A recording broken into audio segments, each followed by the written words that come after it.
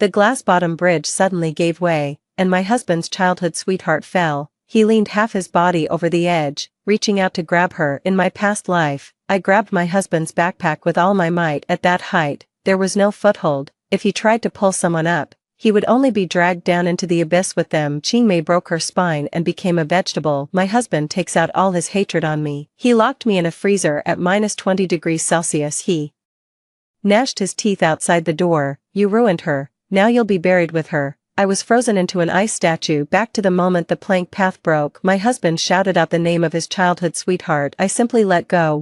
The sound of the glass walkway cracking echoed as I stood right behind Lu Jingyan. The mountain wind was strong, and beneath my feet lay a gorge hundreds of meters deep. The guide had just shouted, "Don't push, everyone," when the glass panel up ahead suddenly let out a sharp crack. The next second, Lin Ruowei's foot slipped, and she plummeted downward. She screamed and grabbed the broken edge, half her body dangling outside, her face as pale as paper. Lu Jingyan lunged forward almost instinctively. Ruowei. He lay flat on the edge of the plank path, reaching out to grab her. In the previous life, it was also this moment I clung tightly to his backpack strap, crying and shouting at him not to go over there because I see it very clearly. The glass has cracked all the way to the edge of the steel frame, and the railing next to it has come loose. If Lu Jingyan went any further, not only would he fail to save Lin Ruowei, but she would also drag him down with her. I pulled him back with all my strength. Lin Ruowei fell down. She was lucky. A branch on the mountainside broke her fall, sparing her life, but she broke her spine and became a vegetable. From that day on, Lu Jingyan harbored a deep-seated hatred for me. He said, "If you hadn't stopped me, I could have saved her." My mother-in-law slapped me 3 times and said, "Ruowei was such a good girl, why did it have to be her who got hurt?" My father-in-law, with a stern face, made me kneel outside Lin Ruowei's hospital room, saying I owed her a life. I've explained it countless times. I said the plank road would collapse, and I said Lu Jingyan would die if he rushed over. No one listened. Later, Lin Ruowei's parents came to make a scene, and the Lu family paid a large sum of money as compensation. Lu Jingyan also blamed me for this. He started staying out all night, drinking, and locking me out on the balcony to shiver in the cold wind. The last time was in their restaurant's walk-in freezer. He pushed me inside and locked the door. I pounded on the door until my palms were covered in blood. He stood outside, his voice utterly devoid of warmth. "Suwan, you've left Ruowei bedridden for life. It's time you tasted the feeling of being unable to move, 20 degrees below zero, from screaming to losing my voice, from standing to kneeling, and finally curling up on the ground." As my consciousness started to fade, I could still hear my mother-in-law saying from outside, "Jingyan, don't make a scene." Lu Jingyan replied, "It's cleaner with her dead." When I opened my eyes again, I was back on this glass-bottomed walkway. "The crack is right under your feet." Lin Ruowei clung to the edge, sobbing, "Jingyan, save me." Lu Jingyan had already rushed out. My fingers brushed against his backpack strap just a little more, and I could have pulled him back, just like in my past life, but this time, I let go. I even took a step back, but with a sobbing tone, she cried out, "Jingyan, it's dangerous, don't go over there." He didn't look back. His eyes were filled only with Lin Ruowei. "Ruowei, grab my hand." He grabbed Lin Ruowei's hand. Lin Ruowei clung to it like a lifeline, desperately pulling herself up. Lu Jingyan leaned halfway over the plank road, his backpack strap swinging past my line of sight. The tourists nearby screamed in terror, "Stop pulling, it's going to collapse over there. Come back." Lu Jingyan gritted his teeth and pulled her upward. Just as Lin Ruowei was halfway pulled up by him, the base of the railing suddenly snapped off. Lu Jingyan's body suddenly slid forward. He finally turned around and glanced at me. That glance held terror, a plea for help, and a hint of disbelief. It's as if asking me why I didn't pull him. I stood at the back of the crowd, and my tears fell right on cue. "Jingyan." The next moment, he fell together with Lin Ruowei. A piercing scream echoed through the valley. Everyone was in chaos. Some called the police, some shouted for help, and some collapsed to the ground with weak legs. I gripped the railing and slowly crouched down, as if terrified, but no one knew that my hand, hidden in my sleeve, didn't tremble at all. "Lu Jingyan, in a past life, you said I ruined your devotion. In this lifetime, I give the chance back to you. You'd better catch it well, too." It was already 40 minutes later when the rescue team found them. Lin Ruowei was caught by a crooked tree, suffering only a broken arm and multiple scrapes. Lu Jingyan wasn't so lucky. He fell even harder than Lin Ruowei. When the rescue team brought him up, his face was covered in blood, his leg was twisted at an unnatural angle, and he was barely conscious, yet he kept shouting, "Ruowei, Save Ruowe first. The nearby tourists overheard this and let out sighs of admiration. This guy is so devoted, his wife is right there, and he calls out someone else's name. Isn't that woman the other woman? Lin Ruowe's face immediately flushed when she heard these words as she was being lifted onto the stretcher. She explained weakly, no, Jingyan and I grew up together. We're just friends, just friends. She said the exact same thing in her past life. She would call him on my and Lu Jingyan's wedding anniversary. Saying she had a stomachache, she would sit on my sofa in her pajamas, sweetly calling me sister-in-law. She would say in front of everyone, brother Jingyan loves me the most. It would have been great if he had met me a few years earlier. Then, turning around with a pitiful look, she'd say, sister-in-law,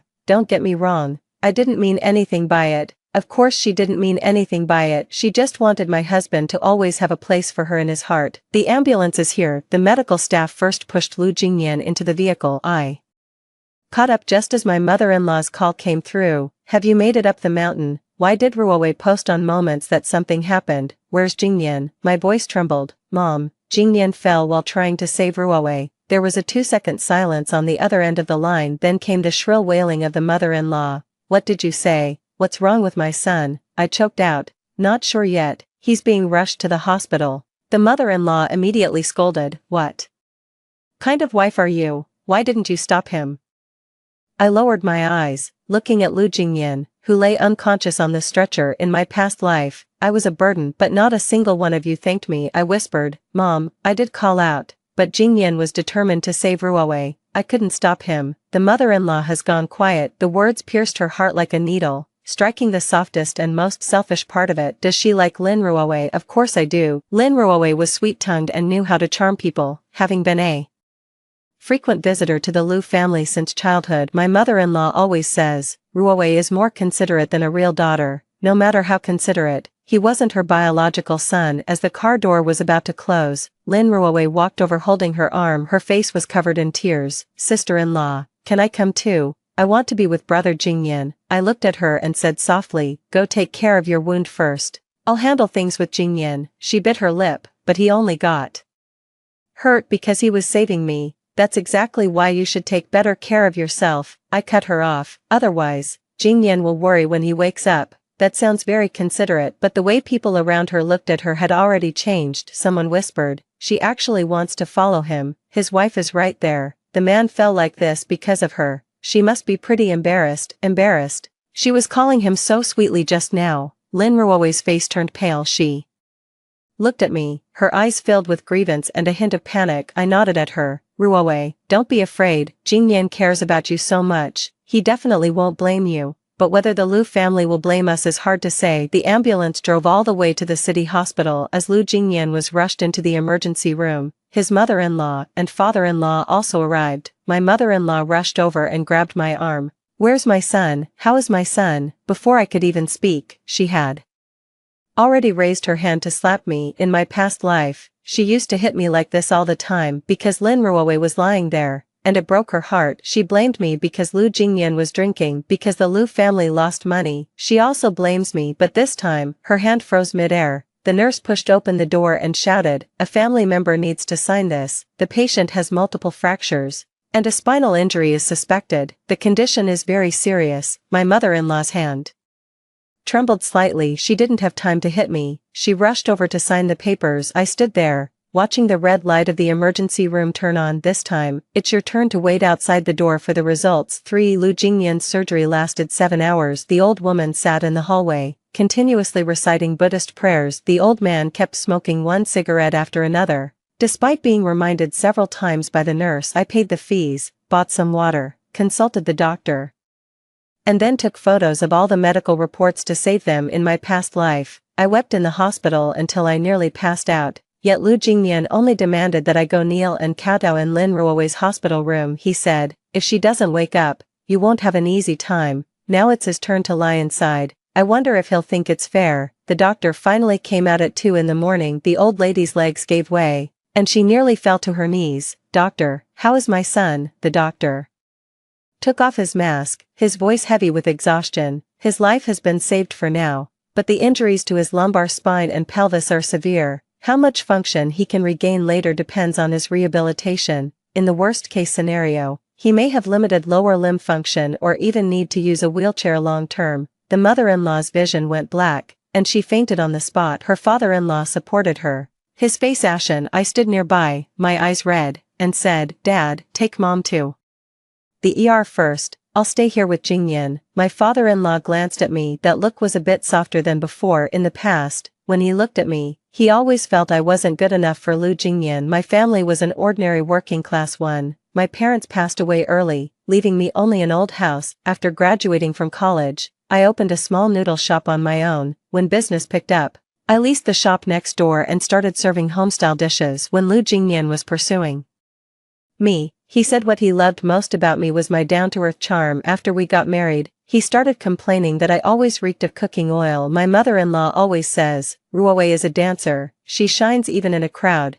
and look at you, you look like a kitchen auntie." But now, this cooking auntie can handle payments, sign documents, and take care of things. Lin Ruowei didn't show up until daybreak. Her arm was in a cast, her face pale. With her mother by her side, she burst into tears the moment she reached the door of the hospital ward. "Bro Jingyan, Lu Jingyan hasn't woken up yet." He lay in the hospital bed, pale-faced, with tubes running through his body. The mother-in-law was originally sitting on the edge of the bed, wiping away tears, but the moment she saw Lin Ruowei, her gaze turned cold. Lin Ruowei stopped in her tracks. "Auntie, I'm sorry, it's all my fault," her mother chimed in quickly. "Oh, I mean, Sister Lu, not that." "Ruowei's just as scared, she's hurt too. No one wanted this, it's just an accident." My mother-in-law used to fall for that every time. The moment Lin Ruowei's eyes turned red, she felt an unbearable ache in her heart. This time, she said nothing. She simply lowered her head and gripped Lu Jingyan's hand, her knuckles turning white. The atmosphere was awkward enough to freeze. I walked over at the right moment and placed the thermos on the table. "Mom, I made some porridge.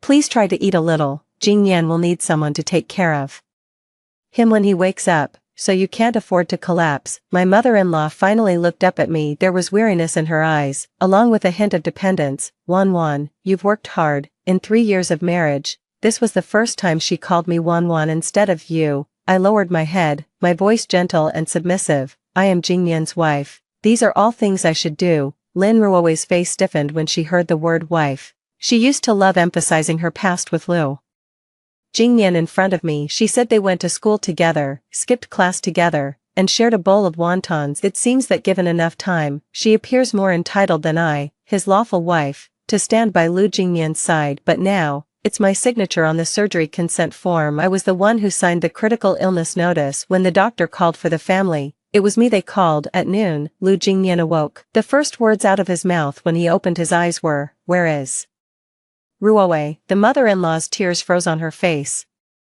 The father-in-law frowned. Lin Ruowei immediately threw herself at him. "Jingyan, I'm here, I'm fine." Lu Jingyan actually cracked a smile when he saw her. "Glad you're okay." The mother-in-law's expression instantly turned sour. I stood at the foot of the bed, watching quietly. The doctor came in to examine him and asked if he had any feeling in his leg. Lu Jingyan was startled. The doctor gently touched the top of his foot with the pen cap. There was no response. He then touched the calf. Still no reaction. There was not a single sound in the ward. Lu Jingyan's breath suddenly quickened. "What's wrong with my leg?" No one dared to answer. He tried to lift his leg, veins bulging on his forehead, but his body remained motionless under the blanket. His face gradually paled. "Am I a total failure?" Lin Ruowei grabbed his hand while crying. "No, brother Jingyan, you'll definitely get better." Lu Jingyan suddenly turned to look at me. His eyes were fierce, as if he wanted to devour me. "Suwan, why didn't you hold me back then?" My eyes grew red. I pulled it. I lifted my wrist, where a red mark had been left by the buckle of my backpack. "But you were too desperate to save Ruowei. I couldn't hold you back." My mother-in-law followed my gaze down to my wrist, and her face fell completely. Lu Jingyan was stunned. I lowered my eyes, my heart utterly calm, without a single ripple. "Lu Jingyan, take your time. Your tough days have only just begun." For on the 10th day after Lu Jingyan was hospitalized, Lin Ruowei brought chicken soup. She was wearing a white dress, with her arm still in a sling, eyes red and pitiful. The nurses all gave her a second look. She sat down by the hospital bed and said softly, "Brother Jingyan, my mom made some soup, give it a try." Lu Jingyan was gentle at first. "Your arm hasn't healed yet, so stop going to the hospital so often." Lin Ruowei lowered her head. "I had to come see you. I just couldn't bear it otherwise." "Well said." Caring for the sick has Never been about sweet words. Lu Jingyan now needs help turning over, washing himself, and even managing his bowel and bladder functions. He can't stand this the most. He used to be a regular at the gym, always in a button-down shirt and cologne, making sure to look presentable wherever he went. He can't even maintain the most basic dignity anymore. The caregiver went to pick up the medication on short notice in the afternoon. The hospital room was left with only me, Lu Jingyan, and Lin Ruowei. Lin Ruowei was holding up her phone, showing him old photos. In the photo, Lu Jingyan stood on the mountaintop in a windbreaker, with Lin Ruowei leaning against his shoulder. Both of them were smiling brightly. Jingyan, look at this one. You said back then that next time you'd take me to see the snowy mountains. Lu Jingyan stared at the photo, his eyes growing darker. I sat nearby, peeling an apple, without saying a word. After a moment, his expression suddenly changed. He tried to prop himself up, but his waist and abdomen had no strength. He gritted his teeth and looked at me. I pretended not to notice. Lin Ruowei went on, we'll go again when you're better, okay? A strange smell slowly crept into the air. Lin Ruowei's voice suddenly stopped. She instinctively took half a step back, then quickly steadied herself, but Lu Jingyan saw it. His face instantly flushed red, then turned pale. Get out, Lin Ruowei panicked. Brother Jingyan, I didn't mean to. Get out, I said. He grabbed the soup bowl from the bedside and hurled it. The chicken soup spilled all over Lin Ruowei, and the bowl shattered on the floor. Lin Ruowei burst into tears from sheer terror. I really don't look down on you. Lu Jingyan closed his eyes, his chest heaving violently. Get lost. I quickly grabbed Lin Ruowei. Ruowei, please step out for now. He's not in a good mood at the moment. In the corridor, Lin Ruowei's shoulders shook as she sobbed. Sister-in-law, I really didn't mean to. I was just scared. I handed her a tissue. I know, in my past life, I also said I didn't mean it countless times. I didn't mean to cause Lin Ruowei to fall. I didn't mean to destroy Lu Jingyan's first love, but no one in the Lu family believed it. Lin Ruowei wiped her tears and suddenly asked me, Sister-in-law, will Jingyan always be like this from now on? I looked at her. There was worry in her eyes, but more than that, fear. She was afraid that Lu Jingyan would really be ruined. She feared that this man, who would risk his life for her, would become a responsibility she could never shake off. I whispered, the doctor said it will take a long time to recover. Ruowei, he's doing this for you. Spend more time with him, and he'll feel better. Lin Ruowei's face paled slightly. Of course I'll be with him. He spoke quickly but clearly lacking confidence. When my mother-in-law came over in the evening and heard about what happened during the day, her face darkened. She didn't comfort Lin Ruowei. Instead, she asked the nurse, don't stay away from the ward for too long from now on. Lin Ruowei stood to the side, at a loss. In the past, her mother-in-law would hold her hand and say, you're just too kind, child. Now, her mother-in-law barely even wants to look at her, because the moment she sees Lin Ruowei, she is reminded of how Lu Jingyan fell. A few days later, Lu Jingyan began his rehabilitation training. He was drenched in sweat from the pain, and his temper grew worse by the day. He cursed when the nurse touched his leg. He also cursed when the caregiver supported him. His mother-in-law was crying nearby,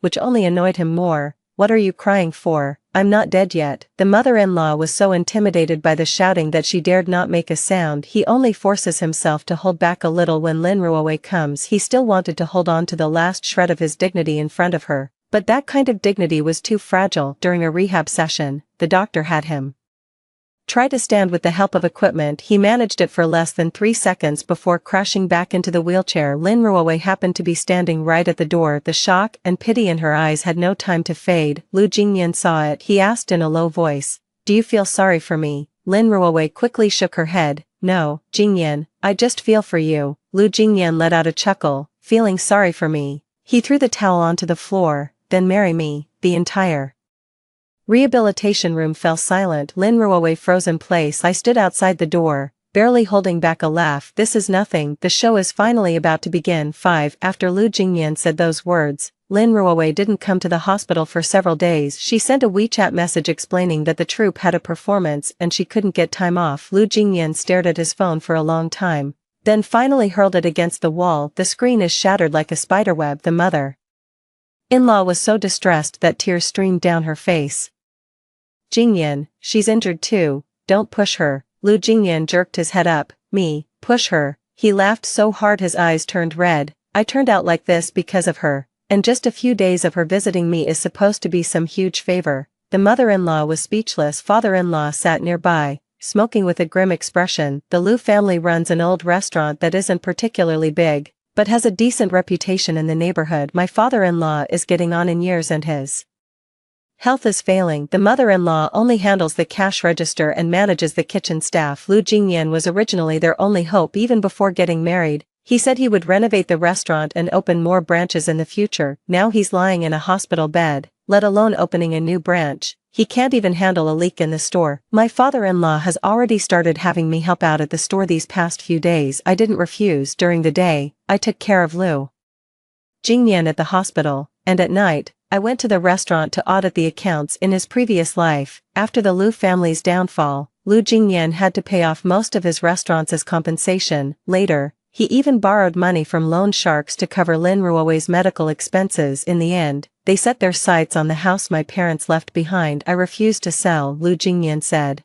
You can't even repay a single life, and you still have the nerve to hold on to the house. This time, I'll keep my own stuff close to my chest. On the day of his discharge, Lu Jingyan was pushed back to the Liu family residence in a wheelchair. My mother-in-law specially prepared a whole table of dishes, saying it was to ward off bad luck, but no one at the dinner table could muster a smile. Lu Jingyan sat at the head of the table, his face dark and grim. When the caregiver tried to feed him, he knocked the spoon out of her hand. I have my own hands. His hands can move, but his back injury makes it hurt to sit for long, and he even struggles to pick up food steadily. It took 3 tries to pick up a rib, and it finally fell onto the table. The mother-in-law quickly said, it's fine, let me pick some for you. Lu Jingyan threw down his chopsticks. I'm not useless. The entire table fell silent, no one daring to speak. At that moment, Lin Ruowei arrived. She stood at the door, holding fruit, with a forced smile. Uncle, auntie, brother Jingyan. When the old lady saw her,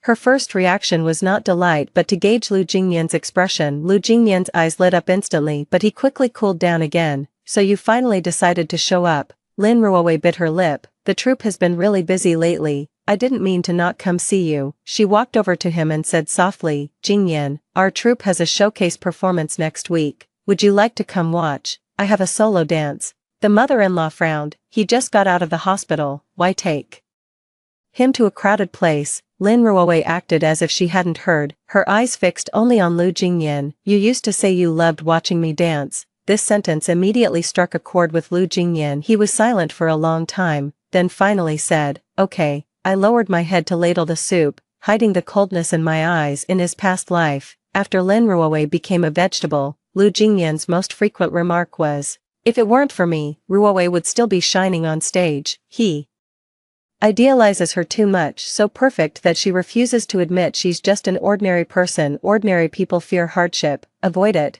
and weigh the pros and cons. Of course I'll go with him to next week's performance. I need to let him see for himself whether the white moonlight he saved with half his life is willing to turn back and shine on him. On the day of the performance, Lu Jingyan specifically asked the caregiver to change his shirt for him. He also put on some cologne, but when the wheelchair was pushed to the entrance of the theater, 2 girls who looked like high school students saw him and whispered to each other, isn't that Lin Ruowei's childhood friend? I heard he ended up crippled after saving her. How tragic. Is Lin Ruowei going to end up marrying him? How is that possible? Isn't she getting really close with that male dancer now? Lu Jingyan's fingers clenched little by little. I stood behind him and saw the vein on his temple throb. Once the performance began, Lin Ruowei walked onto the stage in a red dress. She dances very well under the lights. She was still beautiful, light and airy, as if nothing had ever happened. The audience broke into thunderous applause. Lu Jingyan sat in his wheelchair, his face growing paler by the moment. He used to love watching her shine like this, but now,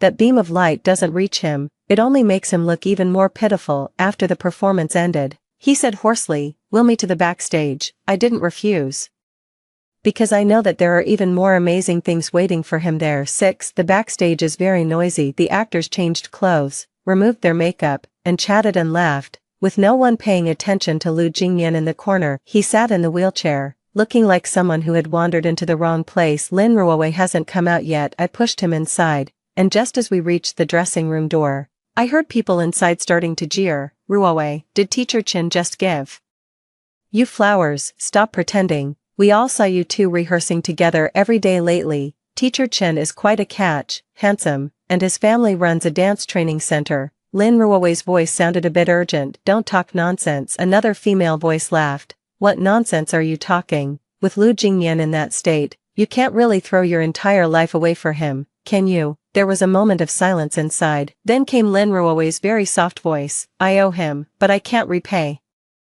it with marriage. Lu Jingyan froze completely. I looked at his hand. The veins on the back of his hand bulged, his nails almost digging into his palm. After a moment, the door opened. A man in a black training suit came out first, holding Lin Ruowei's coat in his hand. He paused for a moment when he saw Lu Jingyan. Who are you? Lu Jingyan looked up, his voice turning cold. I'm Lu Jingyan. The man's expression shifted. Clearly, he has heard of that name. Lin Ruowei stepped out from behind, and the moment she saw him, the smile on her face instantly froze. Brother Jingyan, why are you backstage? Lu Jingyan looked at her. I can't come. Lin Ruowei hurried over. No, I'm just worried that this place is too chaotic, and you're not feeling well. Lu Jingyan stared at the coat in the man's hand. Who is he? Before Lin Ruowei could speak, the man spoke first. I'm Ruowei's partner, Chen Yan. When he finished speaking, his gaze fell on Lu Jingyan's wheelchair and lingered for a second. That single second was enough to make Lu Jingyan explode.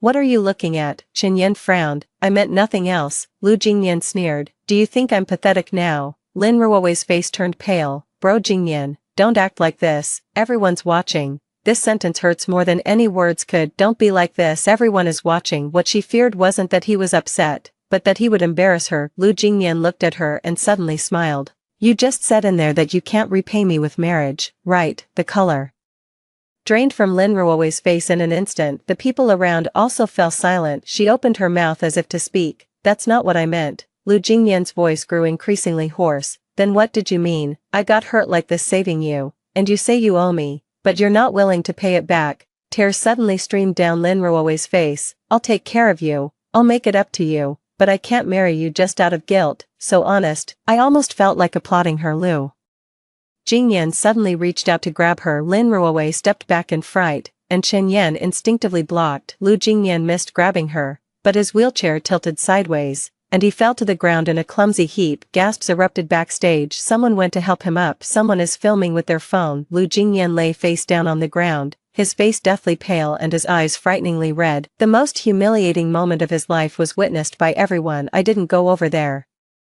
Right away I pulled out my phone and recorded Chen Yan's blocking gesture, as well as Lin Ruowei's reaction of stepping back. Only then did I crouch down. Jingyan, how are you doing? He grabbed my wrist with terrifying strength. Did you know all along? My eyes were red, but my voice was steady. Know what? I know she looks down on me. I know she doesn't want me. I looked at him. Jingyan, Ruowei has her own life to live. You can't force her. The Lu family said the same thing to me in my previous life. They said Lin Ruowei has already suffered enough and told me not to force her family to apologize. They said Lu Jingyan was in a bad mood, so they told me to just put up with it. They said it's normal for a man to have regrets, and told me to be more understanding. Now I'm giving his own words right back to him. After hearing that, the last glimmer of light in Lu Jingyan's eyes shattered. On the way home, he didn't say a single word. Once home, he locked himself in his room. When his mother-in-law brought dinner in, he hurled the bowl and soup out at her. Get out, all of you, get out. Lin Ruowei called him, and he hung up immediately. In the dead of night, I heard muffled sobbing coming from inside the room. I sat in the living room, backing up the secretly recorded videos to the cloud drive, then sent a message to the lawyer. You can start preparing the divorce papers now. 7. After returning from the theater, Lu Jingyan had completely changed. He stopped cooperating with the rehabilitation. When the doctor came to see him, he told them to get lost. When the caregiver turned him over, he started cursing. His mother-in-law urged him to eat, but he threw the food all over the floor. He used to care so much about his appearance, but now he can't even be bothered to shave. The curtains in the room were drawn tightly, making it feel like night even in broad daylight. The mother-in-law, feeling sorry for her son, weeps at the doorstep every day. Her father-in-law would scold him a bit at first, but later even he didn't dare to say anything, because Lu Jingyan would look at him gloomily and ask, do you think I'm finished too? The family restaurant was in chaos. The chef wanted a raise, the suppliers were pressing for payment, and the cashier girl was secretly pocketing money. The father-in-law was so furious that his blood pressure shot up, and he nearly fainted in the restaurant. I ended up having to handle it anyway. I sorted out the accounts one by one, switched to a new checkout system, renegotiated the menu prices, and launched a few combo meals. The store's cash flow is gradually stabilizing. The look my mother-in-law gives me is growing increasingly complicated. She used to complain that I didn't seem like a lucky daughter-in-law, but now she's started praising me in front of relatives. Our Wanwan is so capable, she holds everything together both inside and outside the home. The relatives also said, given how Jingyan is now, it's a good thing he married a reliable wife. When these words reached Lu Jingyan's ears, he trashed the room once again. In the evening, he called me in. The room reeks of smoke. He leaned against the headboard, his eyes cold and sinister. Su-wan, are you pretty pleased with yourself? I put the medicine on the nightstand. You're overthinking again. He stared at me. The restaurant is all yours now. Are you hoping I never get back on my feet? I looked at his haggard and contorted face in his past life. When he stood outside the cold storage room, he had the same look in his eyes. I was freezing inside, almost losing all feeling, and begged him to let me out. He said, now do you know how much pain Ruowei was in? I handed him the water cup. Jingyan, everything I do is for this family. You're not in good health, and mom and dad are getting older. Someone has to step up. He sneered, for the family, or for the money. I let out a soft sigh. If you don't trust me, you can just come back and run the shop yourself once you're better. Wait until I'm better. He seemed both soothed and provoked by those words. I continued, the doctor said recovery is very important. If you give up now, you're really handing the restaurant over to someone else. A flicker passed through Lu Jingyan's eyes. His greatest fear is loss, losing Lin Ruowei, losing my legs, losing my parents' expectations, losing the family restaurant. I know exactly how to push his buttons. After a long silence, he finally took the medicine. As I turned to leave, I heard him murmur, Su-wan, you'd better not be lying to me. Of course I wouldn't lie to him. I just didn't finish what I was saying. His persistence doesn't guarantee victory. Before long, Lu Jingyan began secretly reaching out to his old friends. Some of them ran small taverns, some hung around card tables, and there was one named Zhao Chong, who in a past life had taken Lu Jingyan to borrow from loan sharks. In her past life, Lin Ruowei's medical bills had crushed the Lu family under their weight, and Zhao Chong took the opportunity to get close to Lu Jingyan. He calls brother Lu a loyal friend to his face, but behind his back, he drains every last penny from the Lu family. In this life, I did not stop it. I just saved a screenshot of Zhao Chong's moments post. I took another screenshot of Lu Jingyan's late-night transfer records. It was on a rainy night that the mother-in-law discovered Lu Jingyan sneaking out. The caregiver was dozing off downstairs when Lu Jingyan managed to move himself onto the wheelchair and rolled all the way out the door.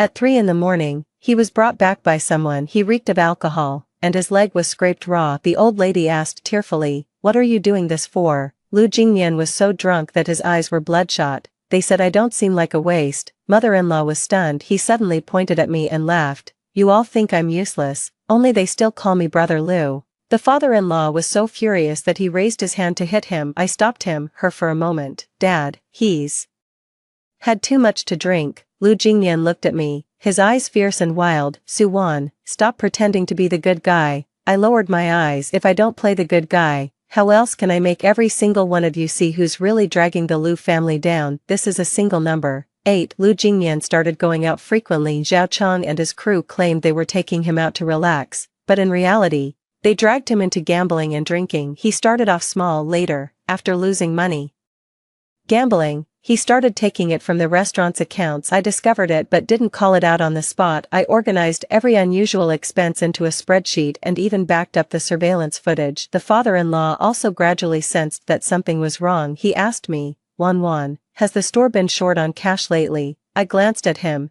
deliberately hesitating. Dad, I think I might have made a mistake. Let me double check. His face darkened. Lu Jingyan was his own son, and he was reluctant to doubt him, but once doubt is born, it doesn't easily disappear. Meanwhile, Lin Ruowei showed up again. She didn't come alone this time. She brought Chen Yan along. She said Chen Yan wants to start a dance training class and is looking to rent the vacant room above Lu Jia restaurant. After hearing this, my mother-in-law's face immediately darkened. You brought him to our home to discuss business, Lin Ruowei said awkwardly. Auntie, I just thought since the upstairs is empty anyway, cooperating would benefit everyone. The mother-in-law sneered. You're quite good at thinking of everyone. Lin Ruowei's eyes reddened. Auntie, are you still blaming me? I never wanted anything bad to happen to brother Jingyan either. The mother-in-law abruptly stood up. But it was for you that he got into trouble. The living room fell silent instantly. She had been holding back those words for far too long. She couldn't bear to say it before, now she finally couldn't hold it in any longer. Lin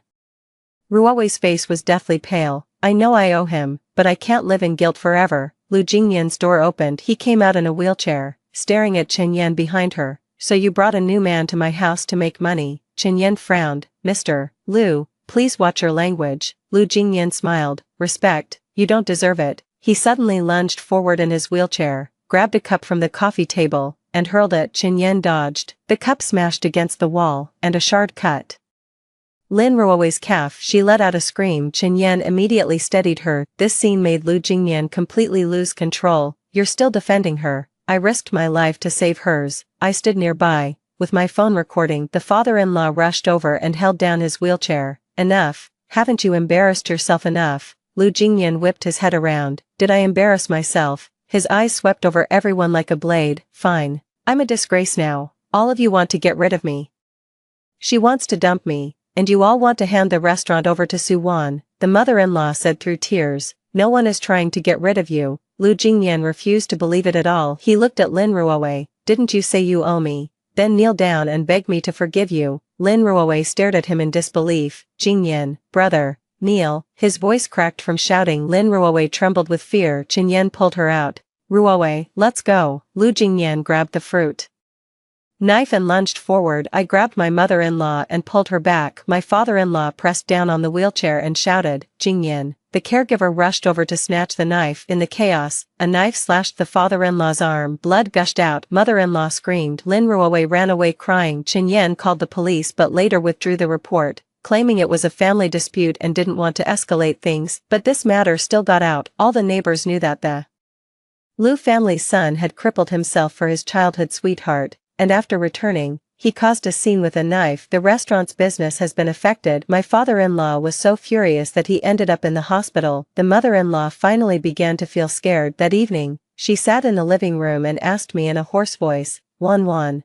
what do you think will happen to Jingyan if he keeps going like this? I poured her a glass of water. Mom, the doctor said he needs psychological intervention too. How about sending him to a rehabilitation center for a while? The mother-in-law's hand trembled. Sent away. I didn't say anything. She had already understood. She can't bear to part with her son, but what she feared even more was that one day Lu Jingyan would actually hurt them. In the room, Lu Jingyan opened the door a crack. I know he's listening. I also know that tonight these words will take root in his heart. 9. After my father-in-law was hospitalized, the restaurant was entirely handed over to me. I'm swamped every single day. I personally oversee everything: stock procurement, scheduling, online group buying, and hygiene inspections. Lu's relatives initially tried to find fault. Later, they noticed the store's revenue was even higher than before, and their attitude immediately changed. Wan is really capable. With Jingyan being the way he is now, the family owes a lot to you. The Lu family really got their money's worth with this daughter-in law. Hearing these words, the mother-in-law finally had a glimmer of pride on her face. She started proactively putting food on my plate and asking if I was tired. The old lady who pushed me to my doom in my past life is now clinging to my competence for a sense of security. How ironic. Lu Jingyan, however, grew to hate me more and more. He feels that I took his place. What made it even more unbearable for him was that, after being discharged from the hospital, his father-in-law changed the restaurant's shareholding arrangement in front of the lawyer. Father-in-law said, Wan has contributed a lot to the family over the years. Let her have a stake in the restaurant as a form of compensation. Mother-in-law didn't object. Lu Jingyan shattered the teacup on the spot. Are you guys crazy? Her surname is Su, not Lu. The eunuch stared at him coldly. Well then, get up and handle it. In a single sentence, Lu Jingyan was rooted to the spot. His face went from pale to livid, and finally, he broke into a smile. You finally told the truth. The old man regretted it too, but the words had already been spoken. Lu Jingyan grew even more somber from that day onward. He began sending a long message to Lin Ruowei. One moment she says she dreamed of a plank road, and when she woke up, her whole body ached. One moment he said that if she had any sense of shame, she should come and take care of him. Lin Ruowei shot back a few words at first, then I just blocked him outright. After Lu Jingyan found out, he went completely berserk. He called her using someone else's phone. Lin Ruowei answered the call. His first words were, how dare you block me? Lin Ruowei was silent for a few seconds before saying, Lu Jingyan, we should both move on. Keep going, he laughed out loud. I can't move on for the rest of my life, and you want me to go forward. Lin Ruowei burst into tears. Please, stop pushing me. Every time I close my eyes, I see you falling. I'm suffering too. Lu Jingyan said coldly, then come and suffer with me. Lin Ruowei hung up the phone. He smashed his phone to pieces. I stood outside the door and saved this recording. It wasn't long before Zhao Cheng showed up again. He brought a few people with him, claiming that Lu Jingyan owed them 800,000. My mother-in-law was so frightened that she nearly fainted. Where did he get all that money? Zhao Cheng said with a grin. Auntie, brother Lu is a man of his word. He loses and pays up. Your family runs a restaurant, so this little bit shouldn't be a big deal, right?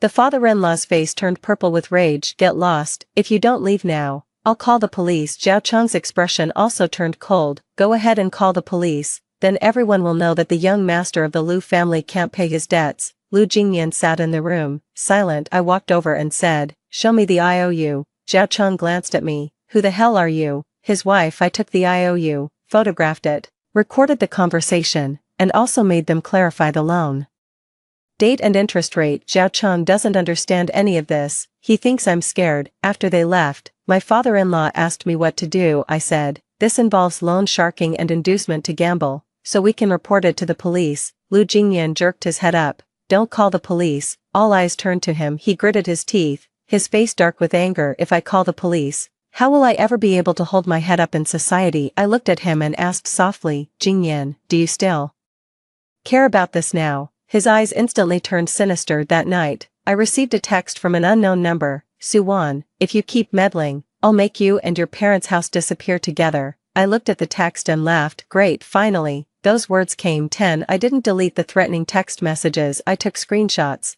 backed them up, and handed them over to the lawyer along with the video of Zhao Cheng coming to collect the debt. After reviewing it, the lawyer said, you are fully qualified to file for divorce and apply for a personal safety protection order now. I nodded. Just wait a little longer. The lawyer frowned. What are you waiting for? I looked out the window. Wait until Lu Jingyan has exhausted his last option. In my past life, when he caused my death, the Lu family all said it was an accident. The cold storage surveillance is broken, the door lock is malfunctioning, and no one can prove he intentionally kept me locked in. This time, I want the evidence to be crystal clear. Soon, an opportunity came. Lin Ruowei is preparing to leave this city. Her training program with Chen Yin fell through, and unable to bear Lu Jingyan's relentless pestering any longer, she decided to join a dance troupe down south. Before she left, she came to see me. We arranged to meet at a small tea house on the back street behind the restaurant. She had lost a lot of weight, with dark circles under her eyes. The moment she saw me, she cut straight to the chase. Sister-in-law, I'd like to ask you to talk to brother Jingyan and tell him to stop looking for me. I took a sip of tea. I've tried talking to him, but he won't listen. Lin Ruowei's eyes reddened. I know I've wronged him, but I really can't sacrifice my whole life for it. I watch her. In my past life, I hated her. I hate that she knew perfectly well Lu Jingyan had a family, yet she kept crossing the line time and time again. I hate that she got to enjoy his favoritism, but left me to deal with all the consequences when things went wrong. But later I came to my senses. Of course she is wrong, but the one who truly drove the knife into my heart was Lu Jingyan. He valued another woman more than his wife. He took out all his incompetence and resentment on me. I took a card out of my bag and slid it across to her. There's 200,000 in here. Once you leave, don't come back and don't tell anyone where you're going. Lin Ruowei was stunned. Why are you helping me? I'm not helping you. I looked at her. I'm taking away Lu Jing's excuse to go crazy. Her face turned pale. Sister-in-law, have you stopped loving him long ago? I gave a faint smile. The moment the cold storage door closed, I stopped. She didn't understand, but she didn't press further. She took the card and murmured, thank you. The next day, Lin Ruowei had vanished. Unable to find her, Lu Jingyan went completely mad. He first trashed his own room, then berated his mother-in-law for driving people away. Her mother-in-law sobbed. She was never yours to begin with. What more do you want? Lu Jingyan stared at her with a dark, brooding expression. Do you think I'm not good enough for her too? The mother-in-law was so frightened that she stepped back. In the evening, my father-in-law and mother-in-law were talking in the kitchen. I deliberately left the hallway light on. Father-in-law lowered his voice. This can't go on any longer. Let's send him to a rehab center elsewhere, a closed-off program. Mother-in-law cried. Isn't that the same as locking him up? Father-in-law said. What else can we do? He dared to pick up a knife today. What will he dare to do tomorrow? I've already figured out the restaurant and the house, he can't be allowed to squander it all. Let Wanwan take charge from now on. Mother-in-law was silent for a long time. Will she get a divorce? Father-in-law sighed. If she wants a divorce, it's because our Lu family has wronged her. Outside the door, the wheelchair made a soft sound. I stood in the shadow of the stairs, watching Lu Jingyan slowly retreat back into the room. He heard it. Good. That night, he didn't make a fuss. Unusually quiet. My phone rang at 2 in the morning. It's a message from Lu Jingyan. Suwan, come with me to the restaurant's cold storage tomorrow.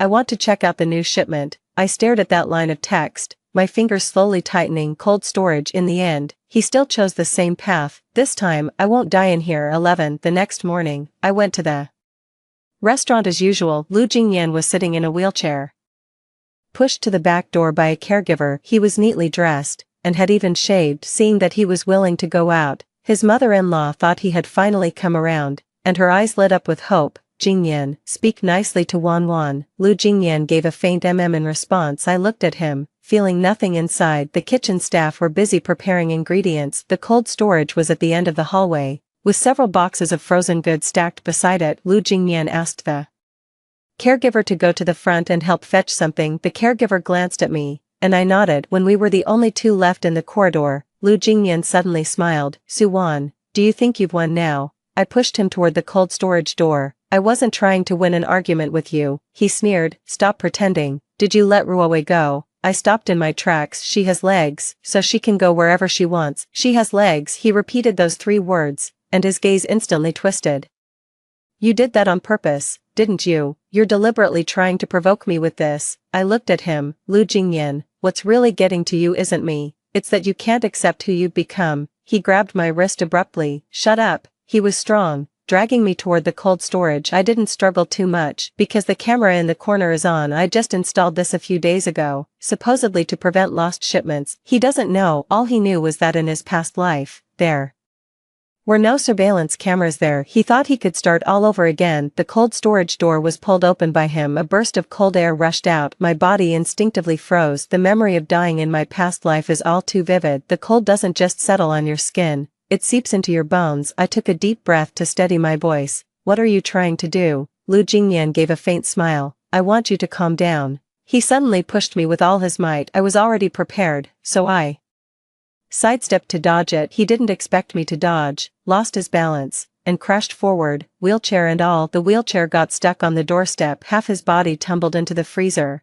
and he let out a muffled groan of pain. I stepped back 2 paces. He looked up at me, his eyes filled with shock and venom. Suwan, how dare you dodge me? Why wouldn't I dare? I took out my phone, dialed the police emergency number, and put it on speaker. Hello, I'd like to report a crime. Someone tried to push me into a freezer, which is attempted assault. The location is the kitchen of Lu family restaurant. Lu Jingyan's face changed color. He struggled to get up. Are you crazy? I'm your husband. I crouched down to look at him. Not for long. He suddenly panicked. Suwan, I was just joking with you. I looked at his face and suddenly laughed. In my past life, when I was pounding on the cold storage door, I also begged him not to make such a joke. He said, who's joking with you? You deserve to die in there. I whispered. Lu Jingyan, do you know why I was so certain you would push me into the cold storage? He froze. I leaned in closer and said, in a voice only he could hear, because that's how you killed me in our past life. His pupils sharply contracted. What nonsense are you talking? In our past life, when the plank road broke, I grabbed hold of you. Lin Ruowei fell and became a vegetable. You hated me, locked me in a freezer. When I died, my fingers were frozen stiff. Lu Jingyan's face gradually turned pale. I continued, in this life, I didn't stop you. You threw yourself at it, fell yourself, and ended up like this, but you still blame others. His lips trembled. Impossible. What's impossible? I looked at him. You've never changed. You always blame others for your own choices. The sound of sirens grew closer. The kitchen staff also came running over. When my mother-in-law saw Lu Jingyan stuck in the cold storage doorway and then noticed the pinch marks on my wrist, her face instantly turned pale. Jingyan, what have you done? Lu Jingyan yelled. She set me up. It's all her fault. I stood up and stepped back to join the others. The surveillance camera caught it. The alarm record is available. We also have a witness. Lu Jingyan, you can't deny it this time. 12. The day Lu Jingyan was taken away, My mother-in-law cried so hard at the police station gate that she could barely stand. She grabbed my hand, her voice trembling uncontrollably. Wan, he just made a foolish mistake. Don't hold it against him. He's already in such a bad state now. He can't afford to end up behind bars. I pulled my hand back. Mom, being miserable isn't an excuse to hurt others. She froze. In my past life, I also wanted to hear them say this once, but they didn't. They all just say Lu Jingyan is in pain and tell me to endure it. All you ever say is that Lin Ruowei is pitiful. And tell me to give in. All they ever say is we're family, don't make a scene, and tell me to shut up. The old man sat to the side, his face ashen and haggard. After watching the surveillance footage, he didn't say a single word to plead for Lu Jingyan, because in the video, Lu Jingyan's action of pushing me was just too clear. And then there's what he said: I want you to calm down, I'm your husband. Every word was like a slap across the Lu family's face. The lawyer promptly filed for divorce, with evidence of Lu Jingyan's gambling debts, threatening text messages, knife assault, and attempted harm in the cold storage. The case progressed quickly. Lu Jingyan initially refused to sign. He asked someone to pass a message to me from the detention center. Su Wan, if you dare to divorce me, I won't let you off when I get out. I handed this sentence over to the lawyer as well. Later, he finally panicked and had his mother relay a message. He said he knows he was wrong, and he said he'll treat you right from now on. I just found it amusing after hearing that. Live a good life with someone who killed me in a past life and wants to do it all over again in this one. I'm not that starved for love. As for the restaurant, I have calculated my own investment and operating profits down to the last detail. My father-in-law wants me to keep managing things. He said, Wan, Dad knows the Lu family has wronged you. Take the restaurant. From now on, your mother and I won't bother you anymore. My mother-in-law said through tears, I was foolish before, always comparing you to Ruowei.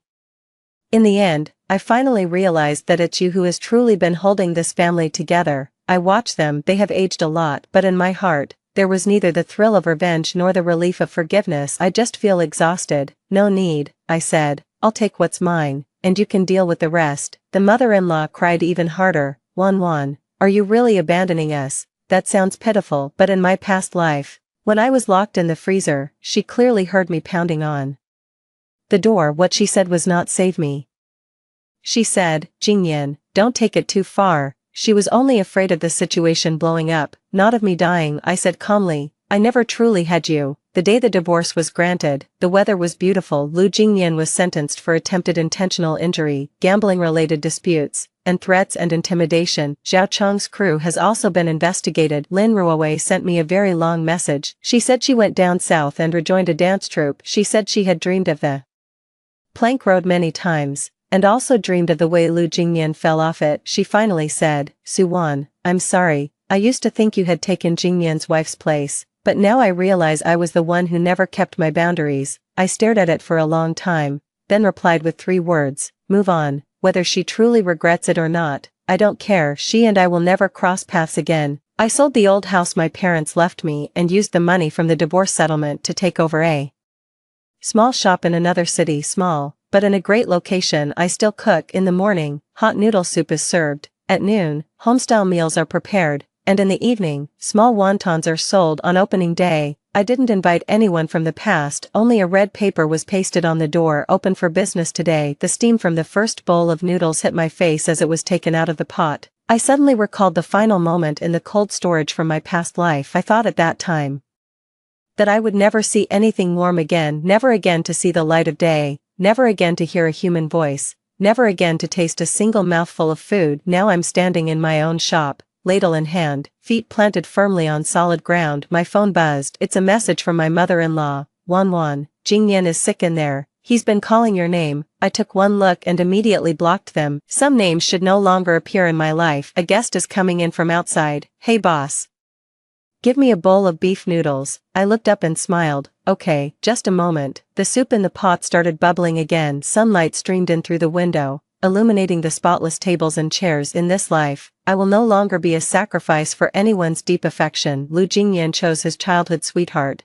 chose his heroic dream, and chose his fate, and I choose myself. From today onward, I will live life with fiery passion. Story 2. In my past life, I endured a full decade before finally transitioning from being a kept woman to becoming Zhou Chen's wife. But right after we married, Zhou Chen was diagnosed with cancer. After that, I tended to all his needs, emptying his bedpan, bathing him, carrying him up and down the stairs. Our marriage lasted a mere 3 years before Jochen passed away. I thought even if love was gone, at least the money would remain. But Jochen left his entire life savings to his first love, who moved abroad over a decade ago. The mansion was repossessed, and that woman took all the bags and clothes Jochen had bought me. Now aged and lacking any marketable skills, I'd been reduced to scavenging for plastic bottles and trash bins to survive. In the end, I encountered a stray dog scavenging in a trash can and was mauled to death. When I opened my eyes again, I was back to that day when Jochen asked me coldly whether I loved him or his money. I pursed my lips and immediately replied with a smile, "Of course, I love you." Jochen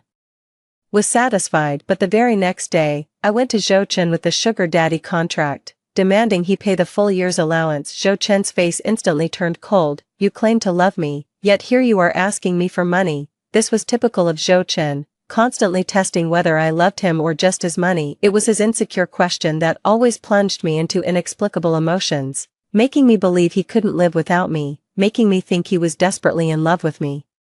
And truly, he couldn't part from me. After all, in our previous life, the moment he was diagnosed with cancer, instead of contacting Shinzi, his lifelong white moonlight whom he had yearned for, he gave me the wedding that should have rightfully been hers. He slipped onto my finger the ring that was meant for Shinzi. He even gave me that Tang Dynasty heirloom necklace, the one his mother left for Jochen. Back then, I truly believed my decade as Jochen's caged songbird had paid off, that I'd finally won his love and become his rightful wife. But on the very day we exchanged vows, Jochen was rushed to the hospital in critical condition. What followed was endless torment. Even before his illness, Jochen was incredibly demanding. His tea had to be exactly 60 degrees Celsius, his bathwater couldn't exceed 45 degrees Celsius, and his bedding needed changing daily.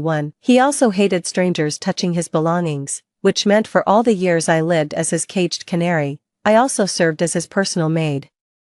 After he fell ill, Jochen became even more difficult. Beyond his exacting demands, his temper grew increasingly volatile. If I applied slightly too much pressure while wiping him down, he'd shove me straight to the floor. "How can you be so useless? After all these years of providing for you, is this all I get in return? Someone who can't even handle the simplest tasks." On top of that, every time he felt sick after chemotherapy, he would take his frustration out on me. At his worst, he'd scald me with boiling water. At the very least, he'd slap me across the face each time Jochen humiliated me. I was overwhelmed with anguish and resentment. I even thought about just walking away, but every time I saw Jochen's emaciated body, my heart softened. After all, I truly love him. Even the doctors said it's normal for seriously ill patients to be irritable, and so it went. For 3 long years, I endured Jochen's foul temper and the humiliation he put me through, but instead of seeing him recover, I ended up watching him die. The night he passed, he held my hand tightly. "Thank you, Shiyu, for staying by my side and taking care of me all these 3 difficult years. The best decision I ever made in my life was to follow Ziyi's advice,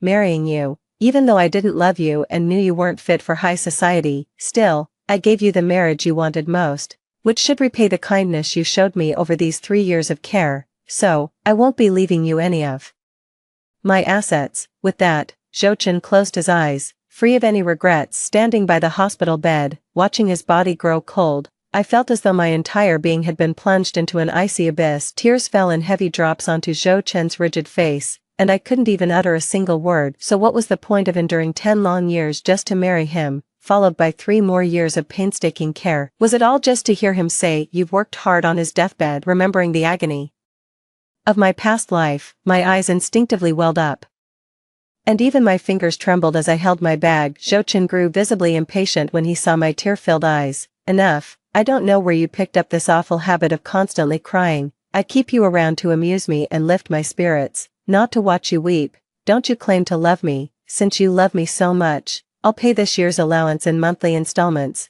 100,000 per month." In my past life, Jochen said the exact same thing. Back then, to prove my genuine love for him, I agreed to his request, but afterward, Jochen only paid me 3 months of allowance before seemingly forgetting about it entirely. I didn't want to bring it up again, thinking that by not asking for money, I'd earn his respect, affection, and perhaps even his love. Little did I know, in Jochen's eyes, my behavior was nothing but foolish. "You have to understand, Zhou Chen is a businessman. To him, I'm no different from the products his company sells, delaying payments, stretching out payment cycles, even outright refusing to pay. These practices are ingrained in Zhou Chen's very bones, suppressing the suffocating pain rising once more in my chest. I walked over and pressed a kiss to Zhou Chen's cheek. Darling, you know I only became your kept woman to cover my brother's medical bills. Without that money, he wouldn't survive. Sweetheart, let's skip the installment plan and wire me the full amount. I promise I'll devote myself completely to loving you throughout our one-year contract. Zhou Chen's face remained as stormy as ever after hearing my words. He pushed me away impatiently. I knew it, none of you women ever mean what you say. Seeing his grim expression, I put on a wounded look. Darling, I really don't want money to come between us either, but I can't let my brother's life be the price of our love. As I spoke, 2 tears traced paths from the corners of my eyes. Zhou Chen studied my face carefully, but ultimately surrendered to my tears. He pulled a checkbook from the drawer, wrote out 800,000, and handed it to me. My eyes fixed on that flimsy piece of paper held between his fingertips. He let out a mocking laugh. Zhou Chen really is a businessman through and through. The agreed-upon maintenance fee was 1 million, with 80% paid at the start of the year and the remaining 20% at year-end. So you see, no matter the situation, Zhou Chen always remembers the contract terms and strictly adheres to every clause. Yet in my past life, I was foolish enough to believe he actually had feelings for me. Clenching my teeth against the sharp pain in my chest, I forced myself to look distressed as I took the check from Zhou Chen's hand. On my way out, I even made a solemn vow to him. Darling, once my brother recovers from his illness, I won't ask you for another penny. With those words, I walked out of Zhou Chen's office as if carrying the weight of immense suffering. That same day, I deposited the entire million into my bank account. In my past life, I only became Zhou Chen's kept woman because my younger brother had a blood disease. I'd send every penny I earned to my mother for his treatment, but after Zhou Chen died and I lost everything, my own mother and brother, who once doted on me, turned their backs on me. They looked at me with cold eyes and said, "We can't bear the shame, we won't acknowledge a daughter who was someone's mistress." Then they threw me out of the house. That was when I finally realized my brother's illness had been cured long ago. All these years he'd been faking his condition, just to swindle money out of me. Remembering the misery of my past life made my chest tighten with that suffocating pain again. But thank goodness it's all over now. In this lifetime, my brother can forget about getting another cent from me for his treatment. I'd disown my own parents at this point, and Zhou Chen too. Isn't Zhou Chen utterly obsessed with his precious Shenzi? I'll give him a helping hand, make sure he wins Shenzi over and gets to marry her. Then, despite his cancer-ridden body, he entered the wedding hall with his beloved. As for Zhou Chen's inheritance, it will all be mine in this lifetime. After coming to terms with it, the ache in my chest remained, but my mood had improved considerably. Afterwards, I went to the supermarket to buy the dishes Zhou Chen liked, and also picked up a bottle of his favorite red wine. The moment I got home, I called Zhou Chen's personal doctor to reschedule his physical exam. In my previous life, it was during that checkup 7 days later that Zhou Chen was diagnosed with cancer. And then he married me. This time around, I'm making sure he and Shenzi tie the knot before he finds out he's sick. After handling everything, I started cooking and began washing Zhou Chen's socks and underwear by hand. I even timed Zhou Chen's return perfectly so he'd see me in my domestic goddess mode right on cue. Zhou Chen walked in while I still had soap suds on my hands. Hearing the door open, I hurried over. "You're home, darling." Zhou Chen watched my flustered, sweaty movements and nodded approvingly. "Wash your hands and serve me some rice." He then loosened his tie, took off his suit jacket, and settled at the dining table. Zhou Chen was in the brick-and-mortar business. Unlike those tech upstarts, he always prioritized cost-effectiveness in everything he did. Take the 1 million he spent to keep me. What he wanted in return wasn't just the social prestige of having me on his arm. He expected me to provide ample emotional support, attend to his needs in bed, and even excel at household chores. In a past life, he once told me that he asked me to do all these things because he saw me as his wife. He promised to marry me when the time was right, but it wasn't until Zhou Chen died that I realized every word he'd said was an empty promise. He knew I had feelings for him, he knew I wanted to marry him, so he kept stringing me along with the bait of marriage, squeezing every last bit of value out of me without spending a single penny. Forcing my thoughts back into order, I obediently went to wash my hands. After serving Zhou Chen his rice, I finally took a seat beside him. Then I began serving him dishes according to his preferences and refilling his wine. I even used a tissue to wipe a grain of rice from the corner of his mouth. Watching my movements, Zhou Chen held my fingertips. You're being so obedient today. I lowered my head shyly, because my sugar daddy just dropped some cash. As I spoke, I playfully got up and settled into Zhou Chen's lap. Honey, if I can make you happy today, would you be willing to drop some more cash for me? With that, my fingers teasingly traced along Zhou Chen's Adam's apple. Zhou Chen's breath hitched for a moment as he grasped my fingertips. Tell me about it. I rolled off him immediately, pulled out my phone and showed Zhou Chen. Honey, your ex-girlfriend Shenzi is back in the country. Look, here's her photo at a bar. Zhou Chen's expression instantly turned icy. Why are you digging into Shenzi's affairs, Jiang Shiyu? Don't forget your place. You're just a caged canary I keep. Sure, I promised to marry you if you behaved well, but you should know you'll never measure up to Shenzi. In my past life, Zhou Chen said the exact same words to me. It happened after Zhou Chen and I got married, when he was critically ill, and Shenzi would visit him at the hospital from time to time. Every single time, they'd reminisce about the old days right in front of me. They would even hug and kiss right in front of me. I was burning with jealousy and confronted Zhou Chen in tears. How could he do this to me? I'm his wife, just like now. Zhou Chen turned cold and snapped at me. Jiangxi, don't forget you're just my caged canary. Even though I married you, you'll never compare to Shenzi. The thought of my past life sent sharp, needle-like pains shooting through my chest again. I leaned into that pain, using it to force the tears to come.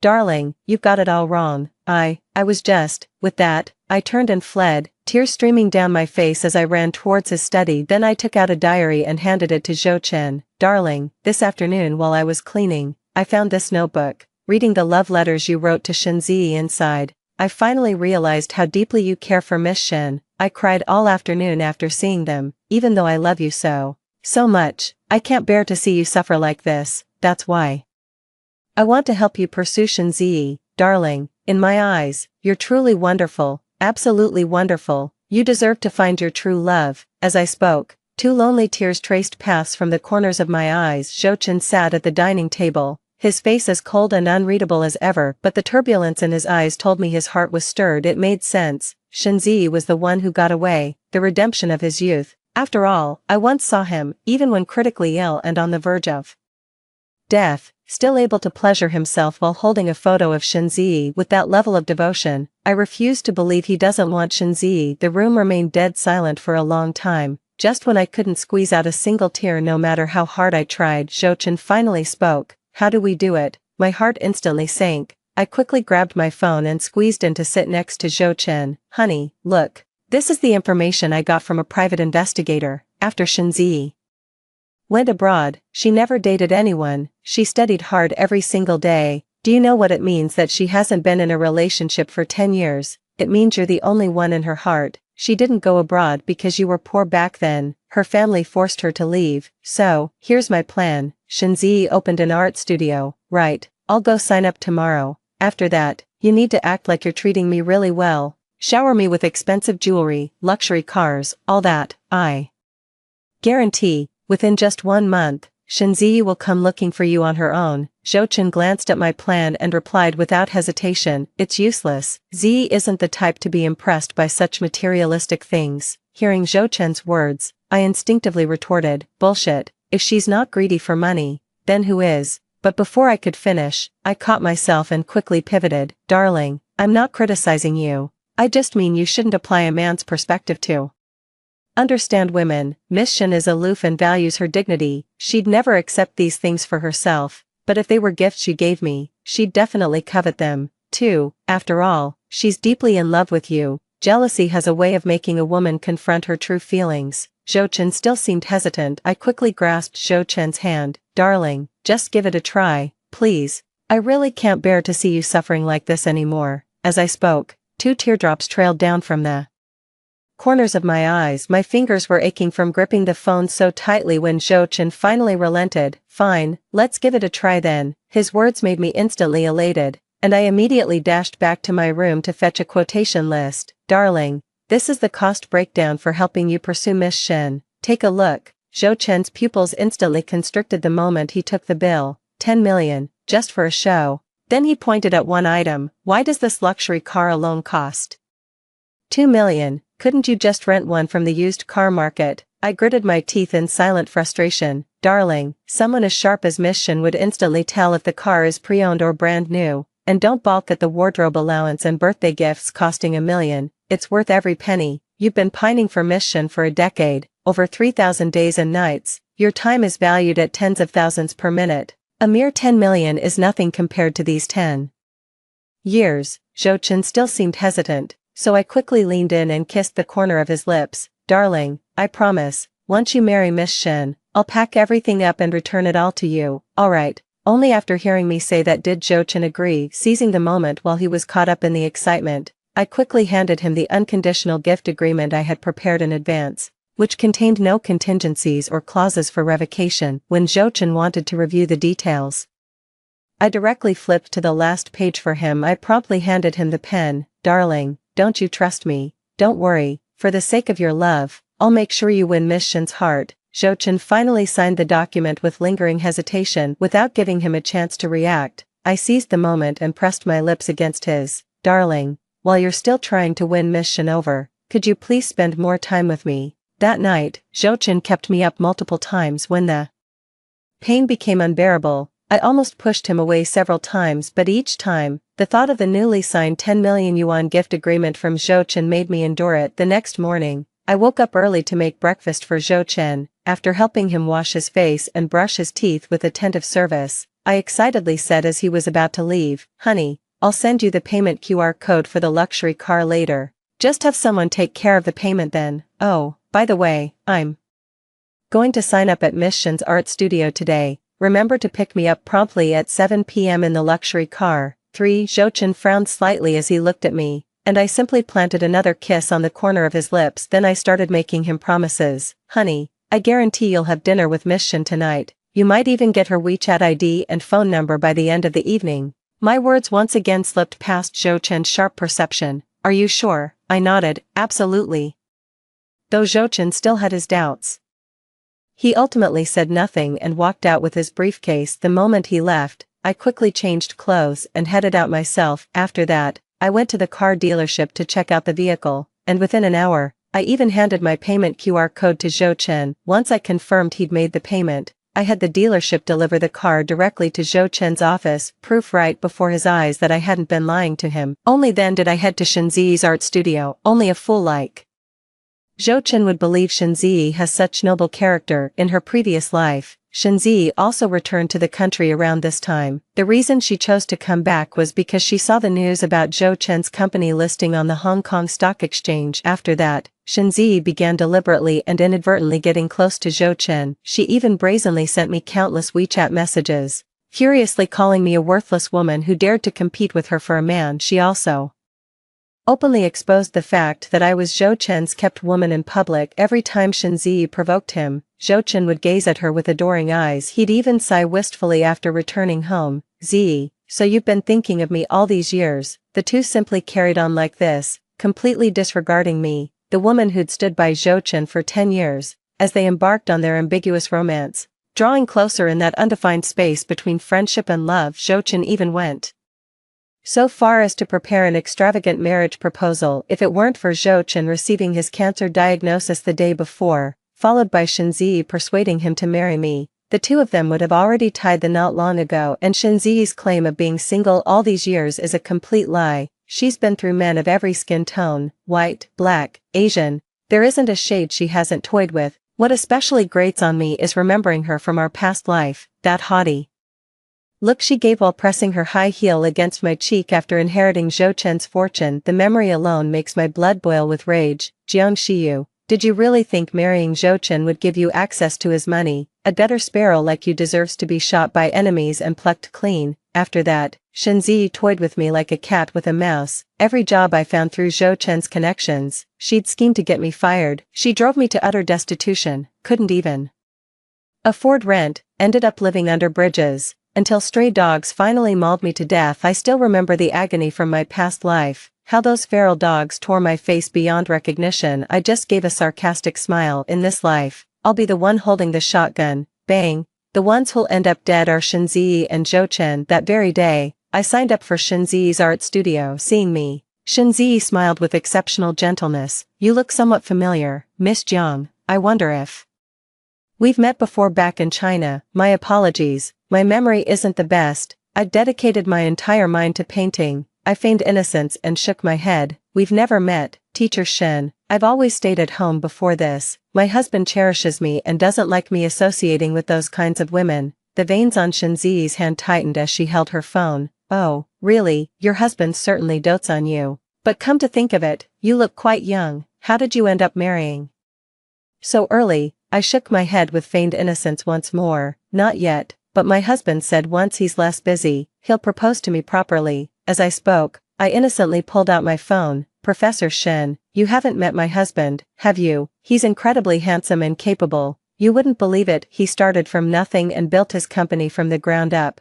taking it public in just 10 years, not long ago. He was even ringing the bell at the Hong Kong Stock Exchange, but my husband has always been such a homebody. Even if he's away for just one night, he comes right back. When he returned this time, he brought me a stunning pink diamond. With that, I raised my hand, revealing the massive diamond sparkling on my finger. Then I added, Miss Shen, would you like to meet my husband? He adores me. Just one call from me, and he'll come right over. Shen Ziyi's expression darkened further as she replied with restrained irritation. Oh really? Then why don't you give your husband a call, Miss Jiang, and have him come over? I immediately pulled out my phone and called Zhou Chen. Zhou Chen answered tenderly, of course, darling, I'll be right there. Half an hour later, Zhou Chen arrived at Shen Ziyi's art studio. Not only had he changed into a new suit, but even his hair was meticulously styled. He was certainly taking this meeting with his first love very seriously, as if feigning ignorance. I deliberately linked my arm with Zhou Chen's. Darling, this is the MS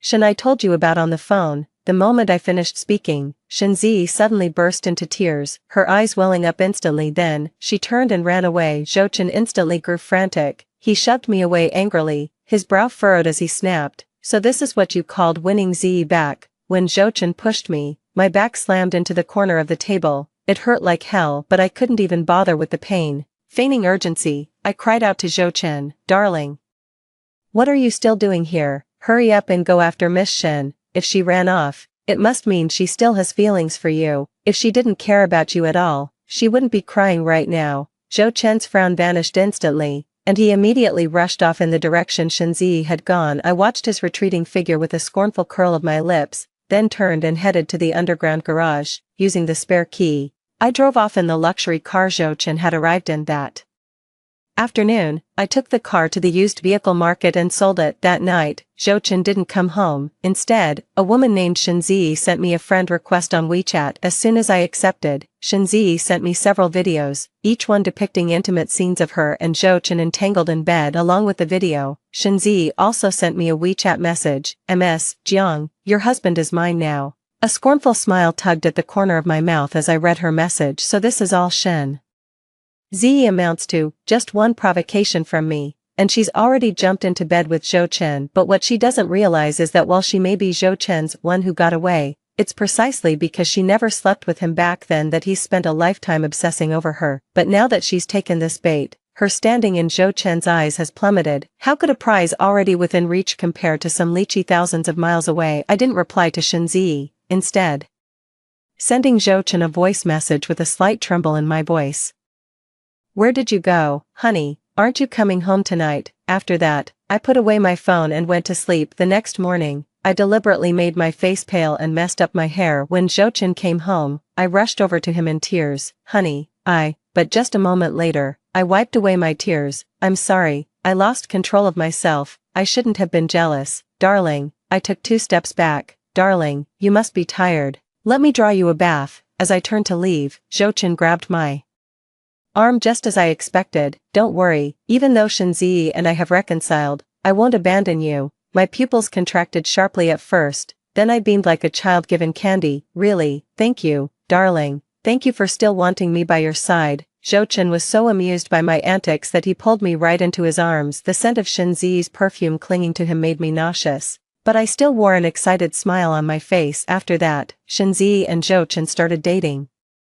They became inseparable, practically glued to each other every minute. A month into their relationship, worried that Zhou Chen might be developing health issues, I seized the opportunity. When he came home one day, I mysteriously pulled out a wedding ceremony brochure. Zhou Chen looked puzzled. What's this for? I quickly replied with a smile, honey, I heard some news. Miss Shen's dance studio recently got a college student as a teaching assistant, and she seems to be getting along with him really well. Zhou Chen's face instantly turned cold. Jiang Shiyu, I won't allow you to slander Ziyi. I pretended to be startled for a moment, then quickly said, darling, you've misunderstood. I meant that college student is currently pursuing Miss Shen, but she hasn't agreed to anything. Although you and Miss Shen are dating now, it's still not quite proper, since you two have over a decade of emotional foundation anyway. Why don't you just marry Miss Shen? Don't worry, after you're married, you can come here whenever you want. It won't affect our relationship. All I want now is for you to find happiness. As I spoke these words, my expression conveyed both pain and despair, yet within that despair, I also blended in deep affection as expected. Zhou Chen immediately pulled me into a tight embrace. I never realized you loved me this much, Shiyu.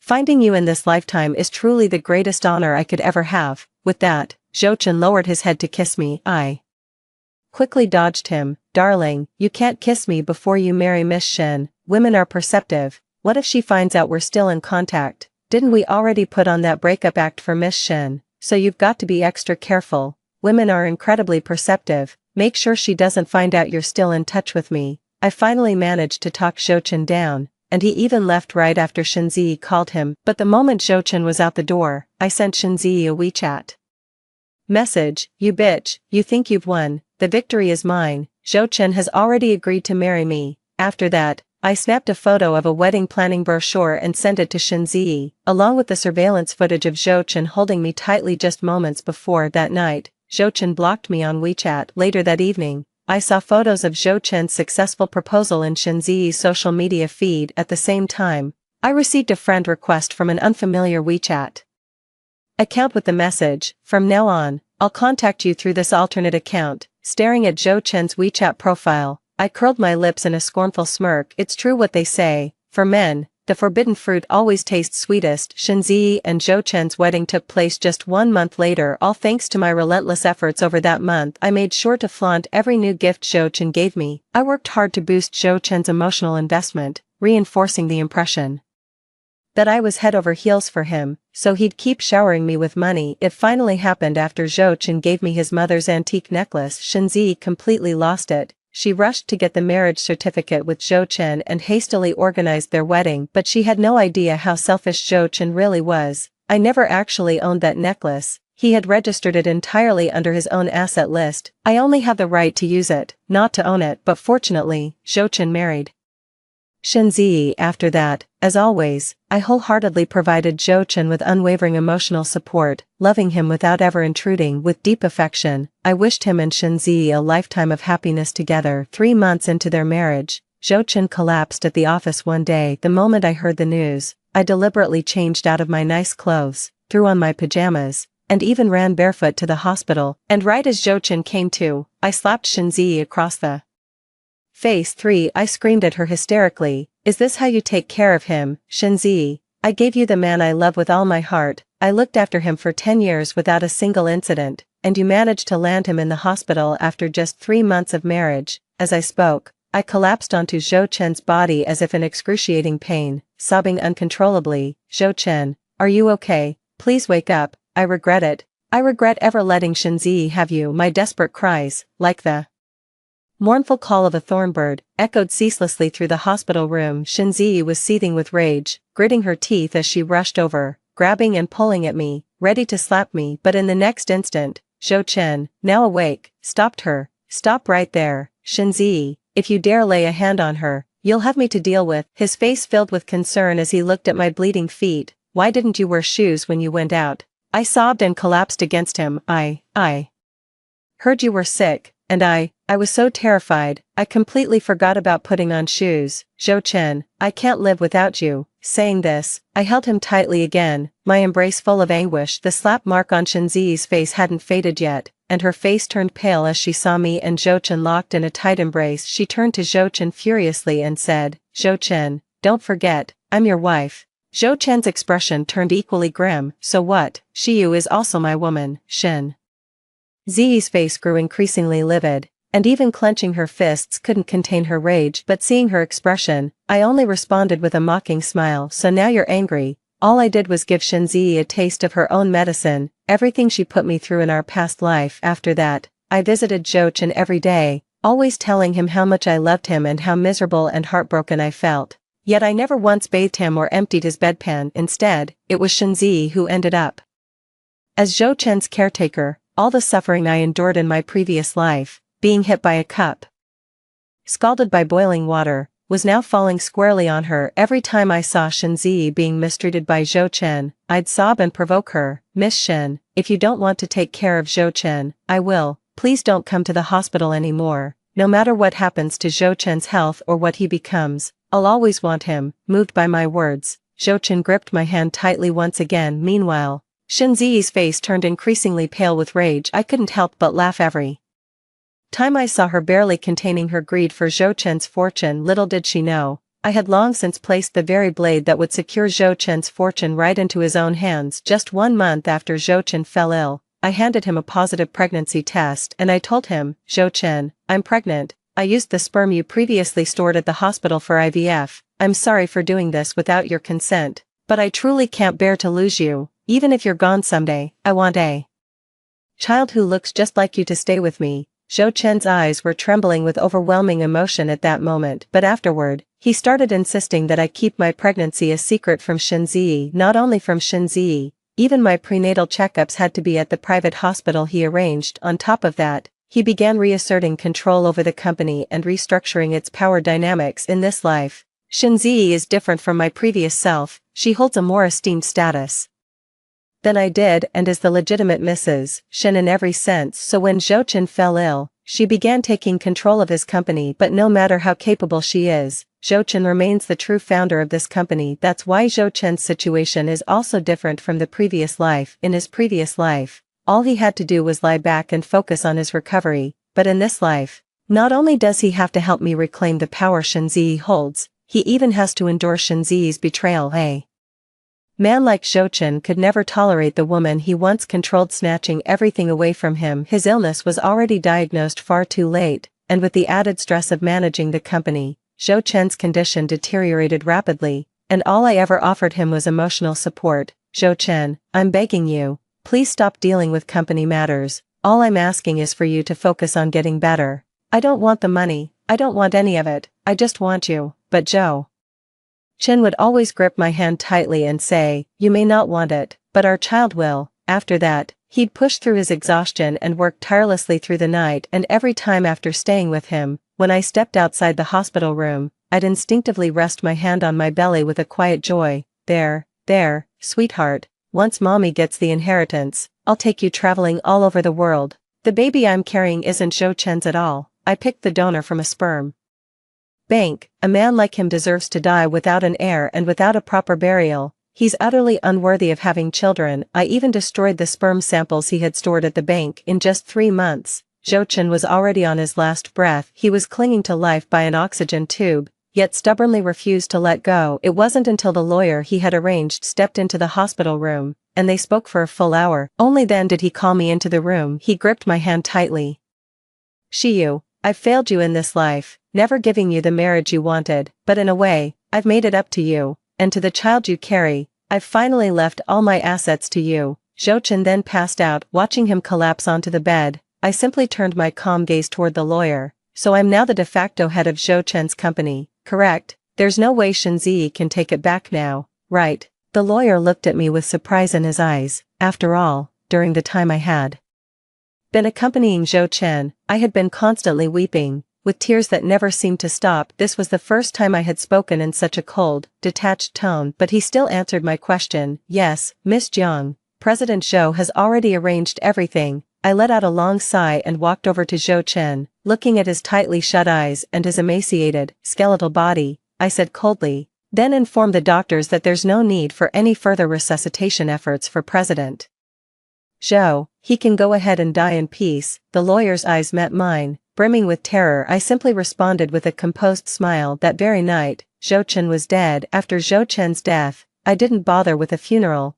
What was the point? I just had the body cremated. Had the lawyer inform everyone that this was all Mr. Zhou's wish. He was a private man who simply wanted to be laid to rest quietly. with his ashes returned to the sea. So while everyone knows Zhou Chen died of illness, not a single person knows where his grave is. How could they? There is no grave. After he was cremated, I flushed his remains down the funeral home's drain. The sewers all lead to the ocean anyway. The method might be different, but the end result is what matters. For after dealing with Zhou Chen's affairs, I took my people to Zhou Chen and Shen Ziyi's home that very night. Then, just like in my previous life, I drove Shen Ziyi out. I have to admit, Zhou Chen is way more ruthless than I am. Not only did she take all of Shen Ziyi's assets, but she also saddled her with a massive debt. Zhou Chen's plan was to use this debt to keep Shen Ziyi in check, preventing her from causing trouble for someone as naive as me. But this became my weapon. Since I know the law, I'd never resort to breaking legs or disfiguring her. So after inheriting all of Zhou Chen's assets and debts, I simply transferred that massive debt for $0 to an overseas loan shark. That very night, right after I kicked Shen Ziyi out of the villa, the loan sharks snatched her up. The loan sharks offer great service. They even send me photos of Shen Ziyi from time to time, pictures of her servicing black clients overseas, or being subjected to extreme BDSM. It's pretty brutal, and I'm quite satisfied. But I still wasn't satisfied. After all, I'd been mauled to death by stray dogs in my previous life. So I paid the loan shark $3 million to have stray dogs pay regular visits to Shen Ziyi. I even specifically requested that Shen Ziyi not be killed. She deserves to live a long, long life. After dealing with Shen Ziyi, my life settled into one of leisure and wealth. Though childbirth was an ordeal, peace finally descended upon my days. Then 1 year later, the nanny suddenly came to me and said my parents and younger brother showed up, saying they wanted to see the baby I'd just given birth to. The absurdity of it all was just too much. So I calmly told the nanny to unleash our dog, figuring if those three really wanted to see me, they'd have to get past the dog first, even if it meant getting mauled. Turns out, even though they knew full well I have money, they still weren't willing to risk their lives for it. I guess money really isn't more important than life itself. After that, the three of them never came looking for me again. It was just a minor incident, resolved in a little over 10 minutes. After that, I went upstairs and kissed my daughter with a smile. Be good, sweetie, mommy's here with you. Story 2. Returning to my high school days, I accidentally bumped into the arms of the man who would one day become my husband. At that time, still the carefree playboy, he teased, I like women who are busty, slim-waisted, and long-legged. A sprout like you doesn't stand a chance. I nodded in understanding and replied, you're blocking my way to find the top student. Later, rumors spread through the school that I was dating the academic star. He broke down, cornered me, and threatened, Qin, if you dare start dating early, I'll break your legs. By the time we reached university, the academic star confessed his feelings to me. The one who preferred busty and slim-waisted women ended up carrying me off, pinning me down, and coaxingly asked, sweetheart, want to try what it's like with a 20-year-old? I had crashed into a warm chest, and reflexively clutched at the corner of his clothing. In an instant, countless memories flooded my mind. Before I could steady myself, a teasing voice came from above, Qin, have you also learned to throw yourself into my arms? I looked up, and was met with an extraordinarily handsome face. His slightly squinted, peach blossom eyes were filled with a playful charm. I had seen his face thousands of times, yet my heart still skipped a beat. His name was Lu Yi, my husband, or rather, my husband from a past life. Not letting go. You like me that much? Pity. His speech paused, giving me a half-smiling, half-serious glance. I like women who are busty, slim-waisted, and long-legged. You, my sprout, stand no chance. I realized then that I was never his type, even in our past life. After over a year of marriage, he never touched me. I let go, furrowed my brow, and took a few steps back. You're blocking my way to find the academic star. I tried to move past him, but he grabbed my backpack. School's over.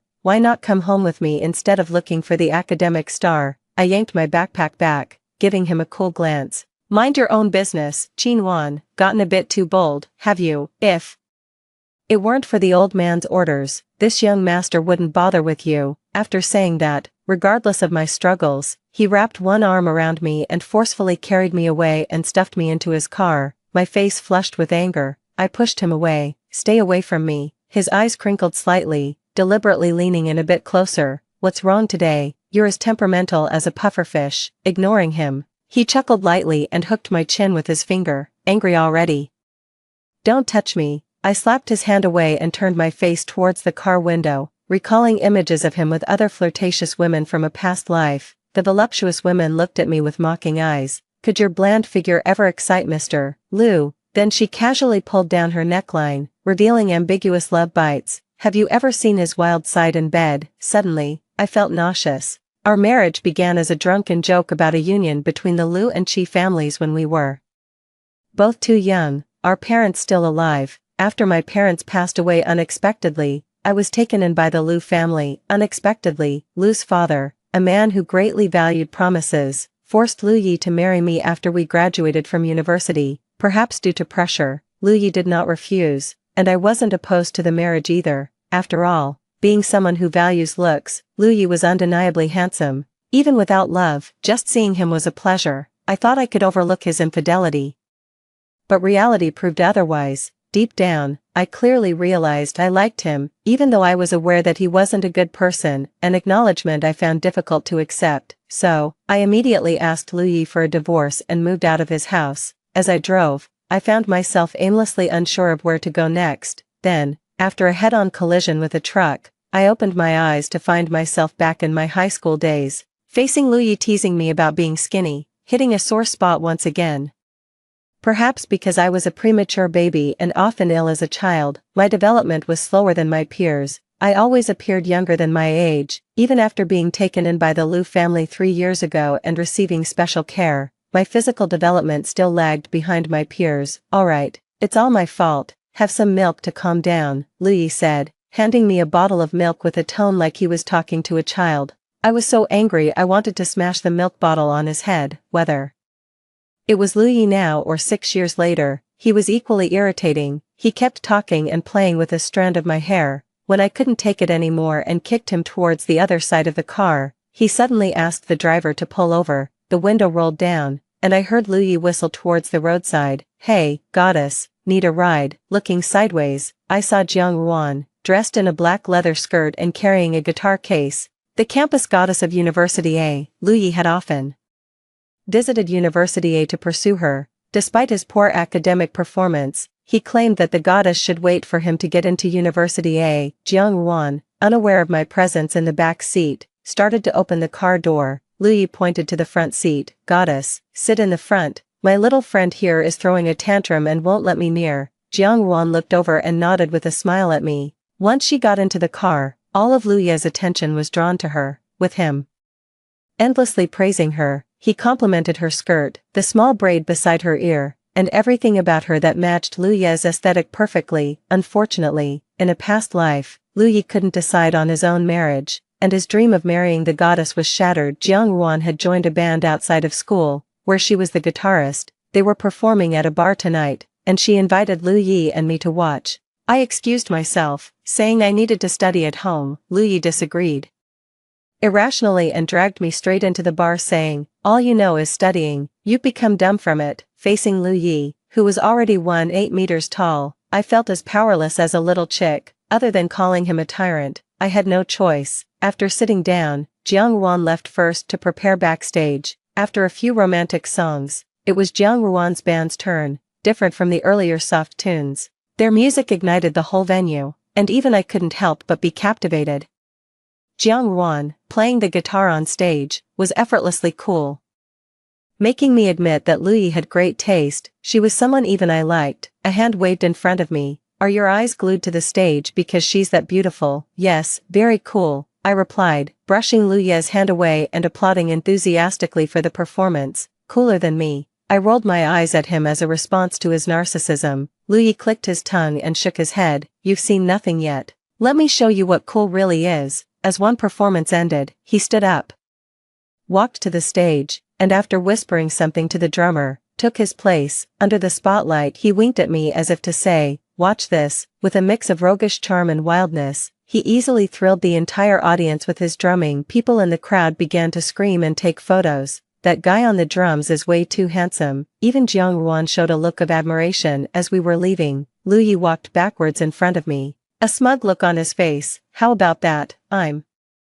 cooler than those professional musicians, right? With this face of mine, I'd be a top star in the entertainment industry. Lu Yi, Jiang Wan ran out after him, her voice still slightly breathless. Lu Yi stopped and turned, his peach blossom eyes smiling warmly at her. What's up? Jiang Wan moved closer, seemed like she wanted to say something, but hesitated upon seeing me. You guys talk, I'll head to the car first. I thoughtfully gave them some space. From the car, I watched the two of them under the dim streetlight, standing facing each other. Jiang Wan tucked her slightly messy hair behind her ear, her cheeks tinged with shyness. She clenched her fist, as if mustering all her courage, and then on tiptoe, she kissed Lu Yi on the cheek. My pupils dilated, my heart felt as if it was being maliciously squeezed. Lu Yi suddenly looked over even though I knew he couldn't see me. I still guiltily averted my gaze like a thief. When I got back in the car, Lu Yi casually wiped his cheek.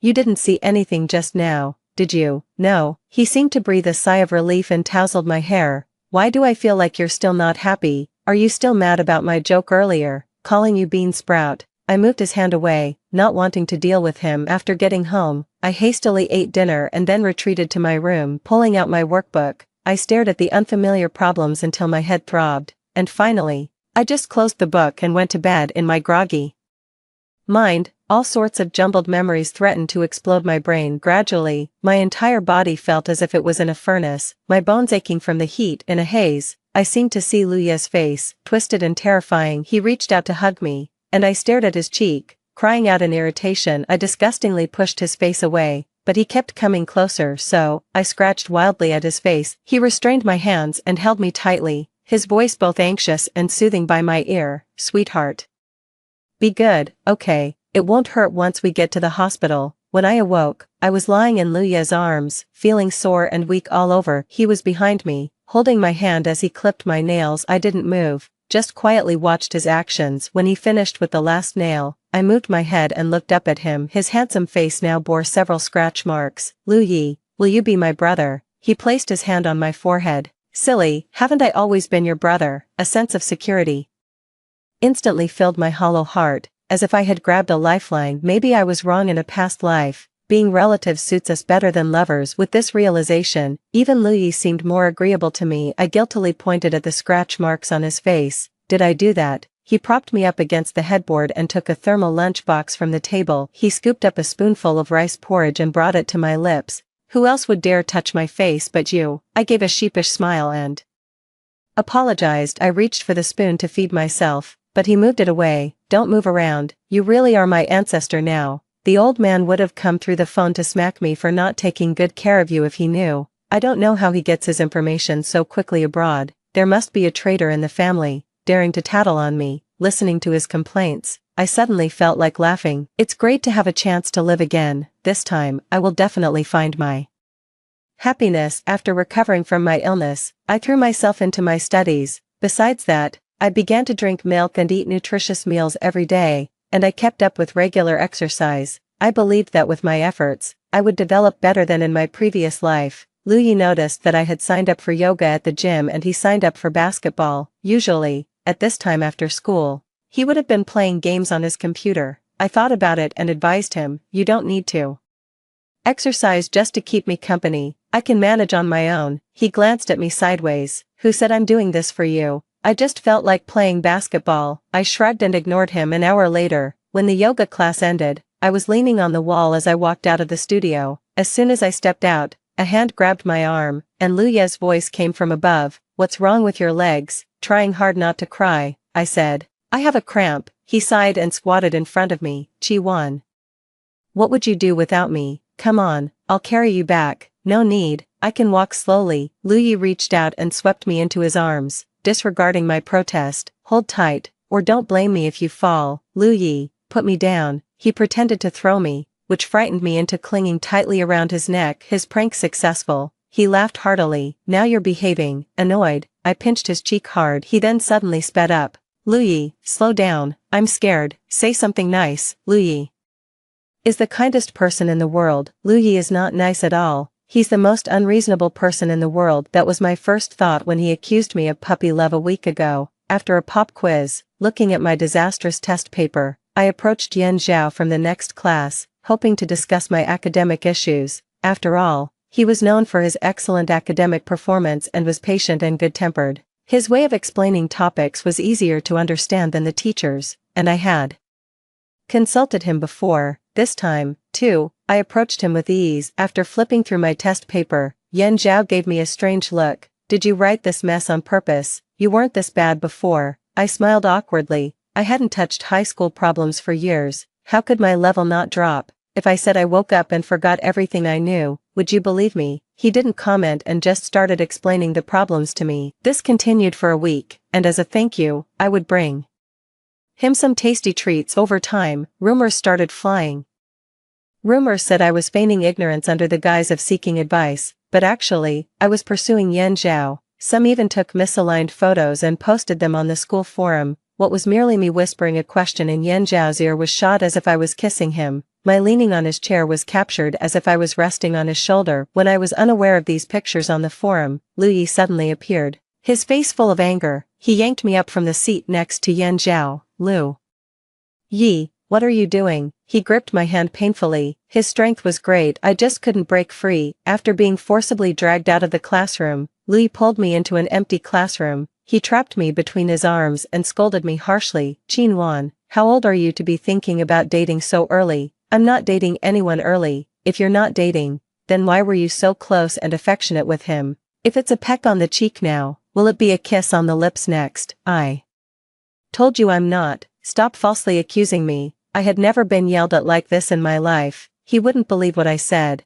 and in my panic, tears uncontrollably started flowing. A knock on the door interrupted us, and the anxious voice of Yan Zhao came through. Qin Wan, are you in there? Lu Yi's temper flared even more. From now on, you are forbidden from seeing him. Do you hear? Who I see is none of your business. Whether I'm dating or not has nothing to do with you either. Stop meddling in my life. Say that again. Lu Yi punched the door frame, terrified. I didn't dare to breathe, just staring with tears swirling in my eyes. Qin Wan, remember this. If I catch you dating, I'll break your legs. Just then, the other door to the classroom was pushed open, and Yan Zhao stormed in. Let her go. I'm disciplining my person. What's it to you? Get lost. I pushed him forcefully with both hands. I'm not your possession. You're the one who should get lost. Lu Yi sneered. Oh.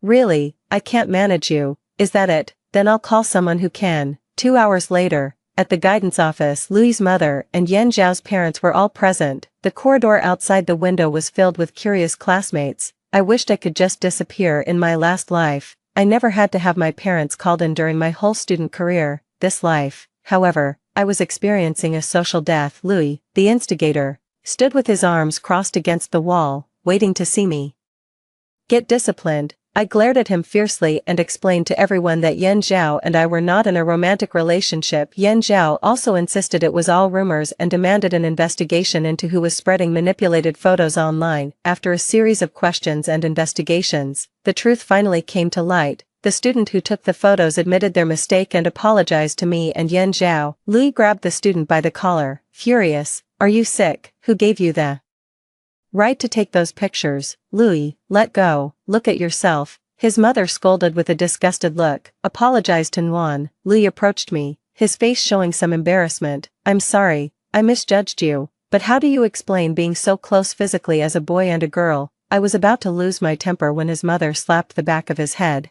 You flirt with girls all day like a butterfly and have the nerve to regulate Nguyen's normal interactions with classmates. Lu Yi, unwilling to back down, tried to argue but was cut off by his mother. Say another word and I'll cut off all your cards. Why would you cut my cards? I still need to buy her a dress. His voice was so low, almost a whisper. Thinking he was still arguing, his mother glared at him. She then turned to thank Yan Zhao and invited him to visit their home often. Lu Yi snorted disdainfully, his eyes rolling. After the drama, Lu Yi's mother hurried back to work. School was just about to be dismissed, and Lu Yi grabbed my arm, wanting to take me home. I sharply pulled away. Men and women should not touch each other. He took a deep breath, his knuckles ready to rap my head, but he restrained himself. On the way back, Lu Yi opened the car door for me, but I ignored him and walked straight to the passenger side. At dinner time, he sat on the left side of the rectangular dining table, so I took the seat on the far right. As he stood up to move closer,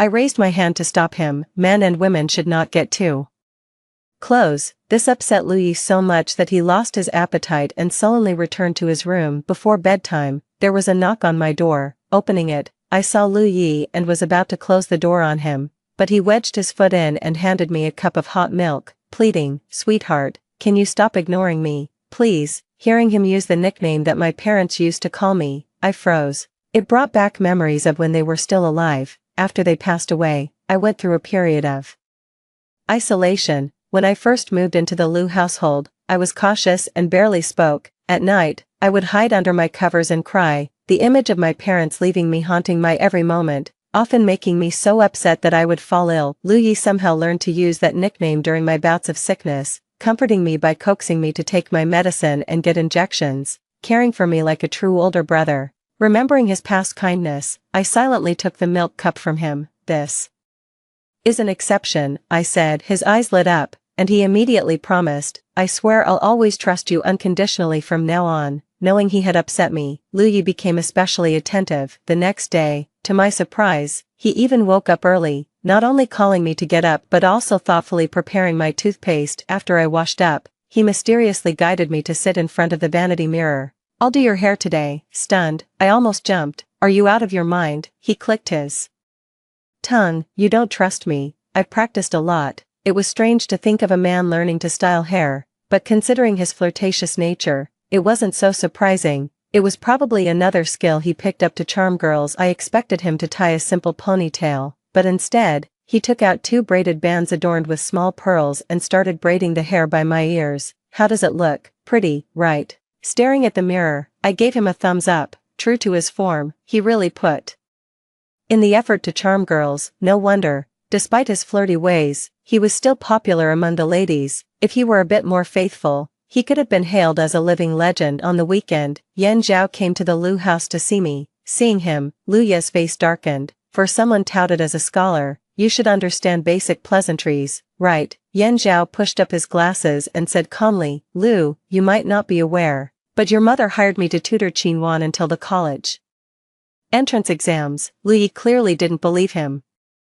But before he could react, Mother Lu came downstairs. Seeing Yan Zhao, she warmly invited him to sit. "Mom, are we going bankrupt? Why hire such a mediocre tutor for Qinwan?" Mother Lu glanced disdainfully at him. "Yan is not like you, all about fun and games. He's already self-taught all the high school material." I knew this better than anyone, having seen it in my past life. While all the other students were buried in their books, Yan Zhao was already relaxing and studying college-level material. I once asked why he didn't skip grades and take the college entrance exam early. He said he wanted to experience high school life. "I don't like this tutor. Get another one," Lu Yi grumbled. Mother Lu elegantly sipped her coffee. "It's not for you. As long as Nuan Nuan likes him, that's enough. If you don't want to study, go out and play with your friends. Don't stay home and disturb Nuan Nuan's studies." "Mom, am I really your son?" I've been wanting to ask the same question. "What exactly about you resembles me or your dad?" Seeing Lu Yi at a loss for words, I smirked secretly. After greeting Lu Ye's mother, I called Yan Zhao to the upstairs study. Not long after we closed the door, Lu Yi arrived, seemingly on a whim, saying he also wanted to join us in studying. Yan Zhao and I exchanged glances, thinking it was just a momentary interest of his, and didn't take it seriously. After forcefully inserting himself between Yan Zhao and me, Lu Yi then established a study method. If I had questions I didn't understand, I should let Yan Zhao explain to him first. Once he understood, he would explain it to me, he claimed. This way, the grasp of knowledge is more solid. I sighed heavily and laid my head on the desk. "Lu Yi, by the time you understand something enough to explain it to me, the day might be over. Who are you looking down on? I'm not stupid, I just don't want to study." In fact, Lu Yi proved his point quickly, understanding concepts almost immediately. He was exactly that type of person. Watching Lu Yi explain things to me, I felt like the world had turned upside down. Suddenly, he tapped my head with his pen. "Are you zoning out while I'm explaining this to you?" Suddenly, being tutored by someone who usually underperformed in class was a surreal experience. I looked at Yan Zhao, feeling a mix of amusement and disbelief, and he just smiled knowingly. "What are you looking at? Focus on the problem," said Lu Yi, blocking my view as he leaned on the desk. A month passed, and Lu Yi was still around. His friends no longer called him out to hang out. He was determined to stay home and tutor me. His friends were shocked. Time flew, and before we knew it, it was time for the college entrance exams. Lu Ye's improvement was nothing short of miraculous. It was hard to believe that in my previous life, He had to rely on his family's donations and a sports recommendation to get into University A soon after the exams. It was my 18th birthday. The Liu family organized a simple and warm birthday party for me, inviting close friends. Everything was similar to my previous life, except this time Yan Zhao was also there. After the dinner, as I saw my friends out, Yan Zhao, the last to leave, handed me a small gift box, a birthday present. "I hope you like it." I accepted it with surprise. I thought those books you gave me were my present. Setting a low expectation then giving the real gift adds to the surprise, doesn't it? He replied. I couldn't help but laugh. Indeed, having him around was the biggest surprise of all. He was the unexpected that I had anticipated. "Open it and see. If you don't like it, I can get you another." I was curious about what kind of gift a top student would give. Upon opening the box, I almost laughed out loud. "Do you think it's cheesy?" I shook my head with a smile. "No, I love it. After all, who wouldn't like gold?" Yan Zhao also smiled. "There are two ways gold is formed, from the death of massive stars in the universe or from the collision of neutron stars. These intertwining neutron stars, staring at each other beyond time, explode at the moment of their final touch, sending ripples through the universe and scattering gold across the vast cosmos. The explosion of these neutron stars occurs about once every 100,000 years, making gold a romantic symbol of the galaxy." I held the gold rabbit pendant in my palm. Is this the romance of a science student? No, if it were anyone else, I'd simply say gold retains its value, he replied, the atmosphere becoming subtly charged. "Nuanyuan, let's both apply to University B, he suggested, holding the necklace. I thought of Lu Yi for a moment, then shook my head to clear him from my thoughts, and finally said, "Okay." Returning to my room, I bumped into Lu Yi. "You're happy with his gift, but when I give you a gift, you don't even give it a glance. Who really matters more to you?" I felt a twinge of guilt remembering how he had mysteriously wanted to show me the gift he prepared that morning, which I had declined. I had already known what he was going to give me, a room full of princess dresses. I remember the first time he took me to see them in my past life. I was completely dumbfounded. "Lu Yi, are you planning to start a wholesale clothing business?" I asked. He looked a bit disappointed. "You don't like it?" "I'm 18, not 8. I'm past the age of dreaming like that," I told him. "So in this life, when he suggested once again that I check out the gift, I declined and said we'd go another day. "Qin Wan, do you like him?" His sudden question snapped me back to reality. "No." In Lu Ye's eyes was a depth I couldn't fathom. "If you say no, then I believe you." He handed me a black box. "Happy birthday, 18-year-old Qin Wan." As he walked away, I opened the box. Inside was a key and an address. Driven by curiosity, I decided to check it out. Half an hour later, I arrived at the destination. As I opened the door to the apartment, my mom's voice greeted me. "My dear baby is home." Tears instantly fell as I entered the room. Everything was so familiar, just like the home in my memories. Two adorable life-sized robots approached me. My dad's familiar voice echoed, "My baby is 18 already, why the tears?" I burst out laughing, my eyes blurry with tears as I followed them to the dining room. The room was filled with balloons and flowers, and photos of me from over the years. On the table was an unlit birthday cake. A projection on the wall played videos of my childhood birthdays up until I was 8. In the video, my parents sang happy birthday, and as I closed my eyes to make a wish, my dad playfully smeared cake on my nose. I screamed and smeared it back, laughing heartily. "What's your wish?" my mom asked, naively. I had said, "I want to be mommy and daddy's little princess forever." With an endless supply of princess dresses, my heart skipped a beat as those blurry memories became clear. I had forgotten I ever made such a wish.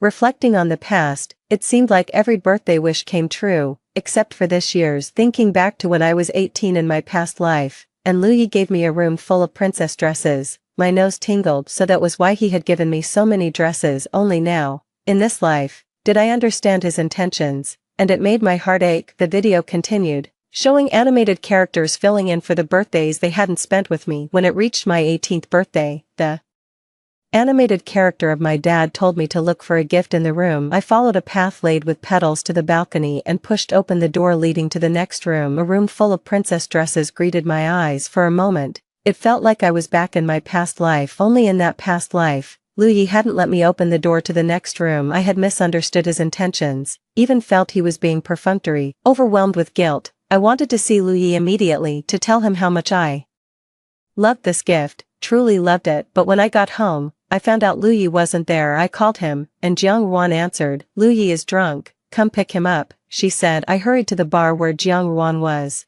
and found Lu Yi completely inebriated. As I approached and tugged at him a few times, Lu Yi, let's go home. He looked at me with bleary eyes and suddenly wrapped his arms around my waist. This gesture was far too intimate. I felt a twitch in my eyelid. Glancing at Jiang Ruan beside me, I quickly pushed Lu Yi's arm away from my waist, worried she might misunderstand. Lu Yi, with his eyes reddened, looked at me and protested. Can't I even hug you? What about when you were sick and snuggled into my arms? I felt overwhelmed and quickly covered his mouth with my hand, fearing he might say something more suggestive. I explained to Jiang Ruan. Don't listen to his nonsense. Jiang Ruan appeared indifferent. Oh, I've known about this for a long time. You knew already. I wasn't sure whether to be surprised by her calmness or by the fact that Lu Yi told her everything. His brain might not be quite right. I suggest you have it checked, she commented. I was about to retort to her personal attack when she added, he said he liked me and wanted to pursue me, but every time it ends up with me initiating. If he's not asking me to teach him how to braid hair, he's asking for help picking out dresses.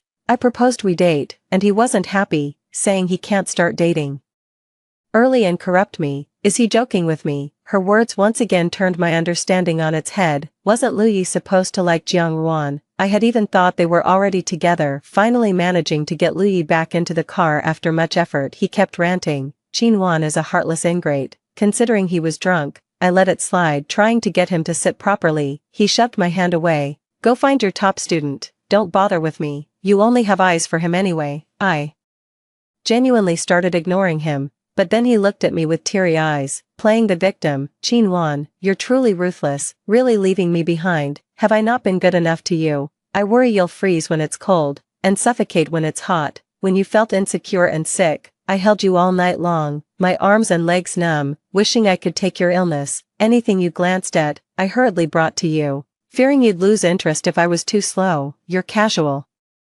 wish for a princess dress, I took seriously like a fool, carefully selecting and saving up for years to fill a room, and you didn't even look at them. Now that you don't need me anymore, you want to run off with another man. Don't think I didn't hear about you planning to elope with him to University B and leave Jiangqing. You're heartless. Why cover my mouth? Afraid of me saying what you're doing? I insist on telling. Looking at the driver in the front seat, I felt so embarrassed, my toes curling, as if I really was the villain. After much trouble, I managed to get him back to the Lu residence and into his room, but then he started making a scene again. He sat on the balcony railing, his eyes reddening. If you dare go with him, I'll jump from here. I won't live. I took a deep breath, pressing my temples. Lu Yi, what are you doing? If you don't want to become a laughingstock tomorrow, you better come down now. You call me unreasonable, a laughingstock. I'm already the biggest joke. For years I guarded against him like a thief, yet you still flirt with him. You found me annoying for a long time, haven't you?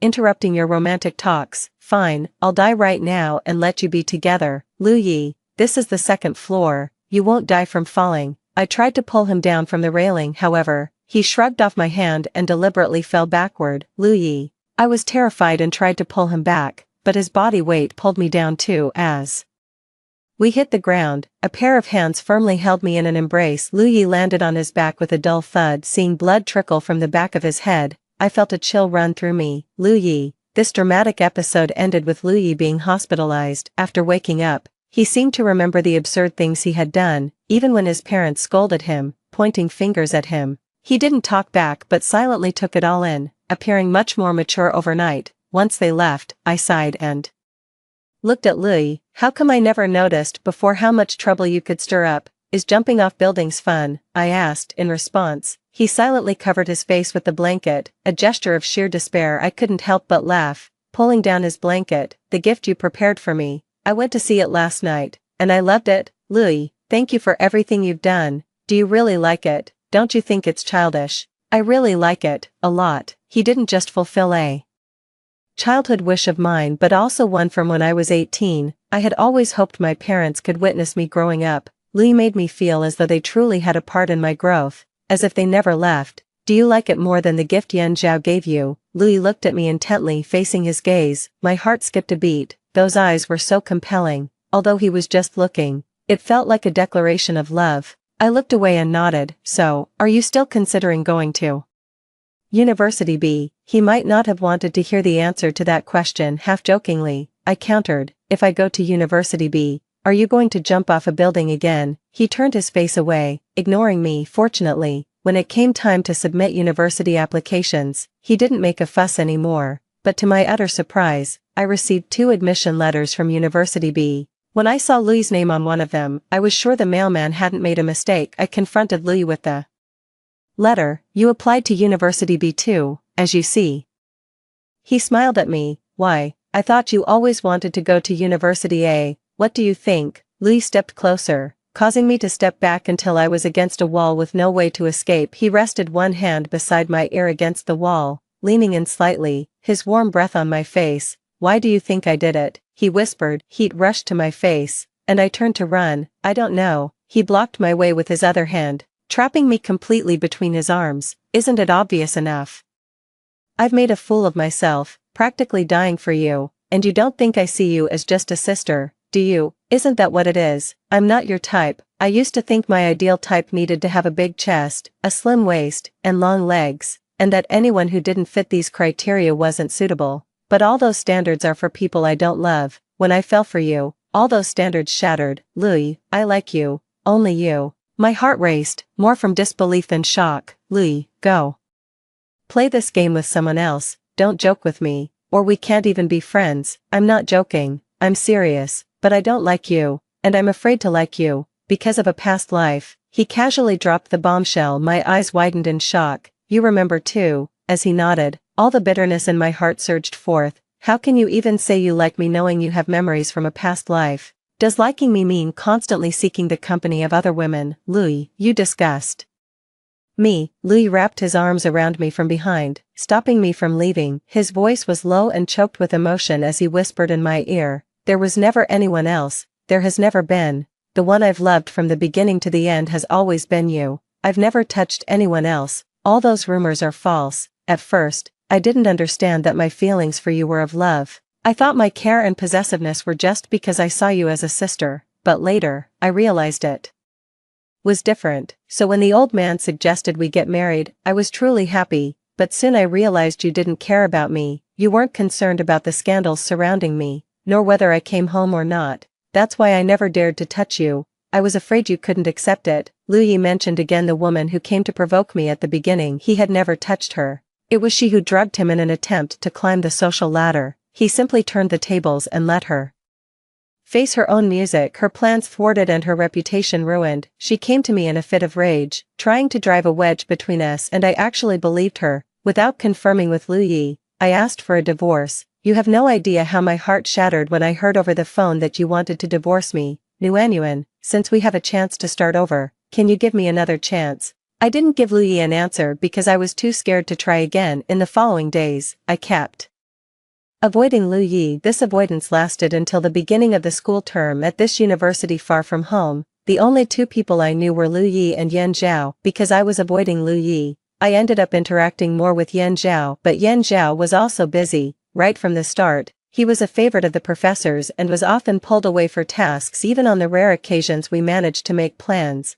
Louis would follow us. He was like a persistent shadow, impossible to shake off, giving me pitiful looks as if I were the one who had wronged him. One day, Yan Zhao suggested going to a movie, and I agreed. However, my interest waned when I saw the sci-fi film about outer space he had picked, which I knew was complex and hard to understand. But since Yan Zhao was interested, I didn't want to spoil his enjoyment. In the cinema, I was nearly dozing off and went to the restroom midway. Just as I left the restroom, I was pulled into a secluded corner and held tightly. I was so frightened that I struggled as my chin was lifted and I was kissed forcefully, with raw emotion and without finesse. Nguyen, you are mine, you clearly belong to me. I was shocked and angry, and worried about being discovered. I bit his lip hard, and he finally let me go. Louis, what are you doing? He held me, burying his head in my neck, his voice hoarse. I'm just jealous of him, insanely jealous. Nguyen, please have some sympathy for me. Let me hold you for a while. Louis held me until the movie ended. It wasn't until Yan Zhao called that I pushed Louis away. Let me go. Yan Zhao is looking for me. I had barely taken a few steps when Louis pulled me back, causing a sharp pain in my neck as he bit and sucked, leaving a conspicuous red mark. Lu Yi. I covered my neck, my eyes red with anger. Nuanyuan, tell him to go back by himself. In October, it was Lu Ye's birthday. I was still hesitating whether to celebrate with him when he called first. A coughing sound came through the phone. Nuanyuan, I feel so awful. Are you coming to see if I'm okay? I arrived at his apartment 10 minutes later. This place was originally bought by Lu's father for us to live together. It was just that initially I wanted to avoid Lu Yi and went straight to live on campus. I rang the doorbell, but there was no response, so I called him, but no one answered. Worried that something had happened to him, I used my key to open the door. What greeted my eyes was Lu Yi, bare-chested and wearing only casual pants. His slightly wet hair was still dripping water, and the droplets slid down his handsome face to his sexy collarbone and chest. I forced myself to look away. I rang the doorbell, but you didn't answer. I came in because I was afraid something had happened to you. Is Nuanyuan worried about me? I choked at his question. It seems you're not that sick, so I'm leaving. Don't go. Will you stay with me for my birthday? I don't want to be all alone. My heart softened, and I stayed.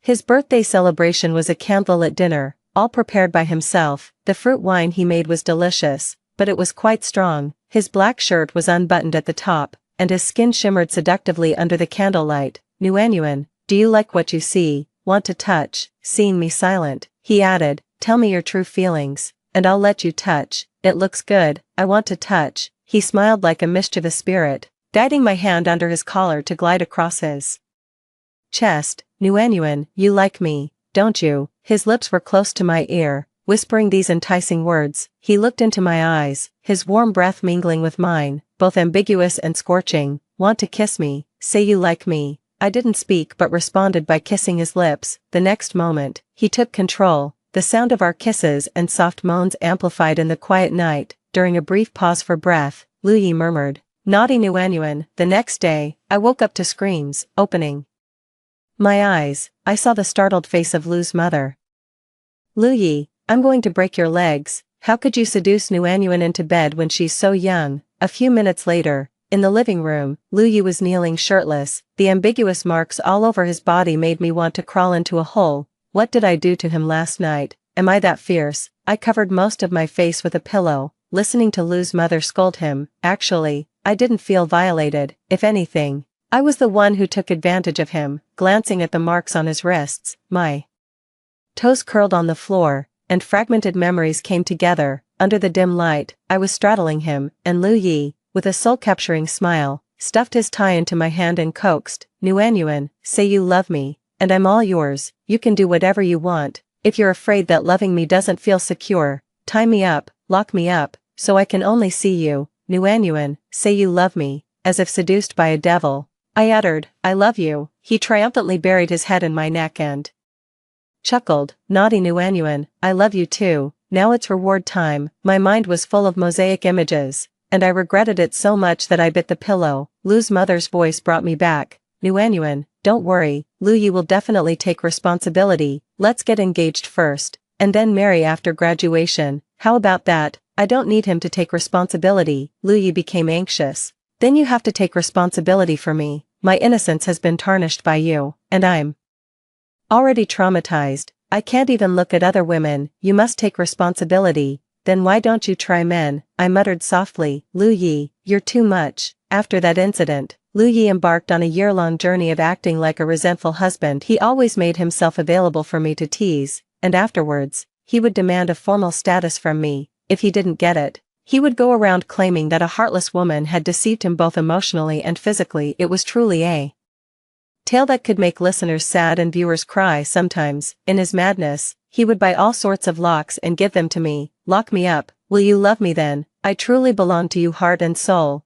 What do I need to do to make you believe that? I am a person who believes in frugality. Since he bought them, it would be a waste not to use them. Once I actually locked him up, his madness subsided. Sweetheart, I knew you loved me. But such states never lasted long. After Yan Zhao returned from studying abroad, Lu Yi started his craziness again. Sweetheart, should I get a tattoo? I'll tattoo your name all over me, so everyone knows I'm yours. Is that okay? My eyelids twitched, and just the thought made my toes curl. I grabbed his hand and slipped a ring onto his ring finger. Mine. Lu Yi burst into tears. Damn, I finally have a status. I promise, from now on, There won't even be a female mosquito by my side except for you. The day Yan Zhao asked me out for dinner, Lu Yi showed up uninvited. He was extremely friendly towards Yan Zhao, but he kept fiddling with the ring on his finger throughout the conversation. After the meal, Yan Zhao gifted me a necklace made from a meteorite, Nuan Nuan. Every meteorite is like the ancient starlight, symbolizing the passage of time. It has witnessed the wandering of the universe and recorded millennia. I hope it can also witness our future together.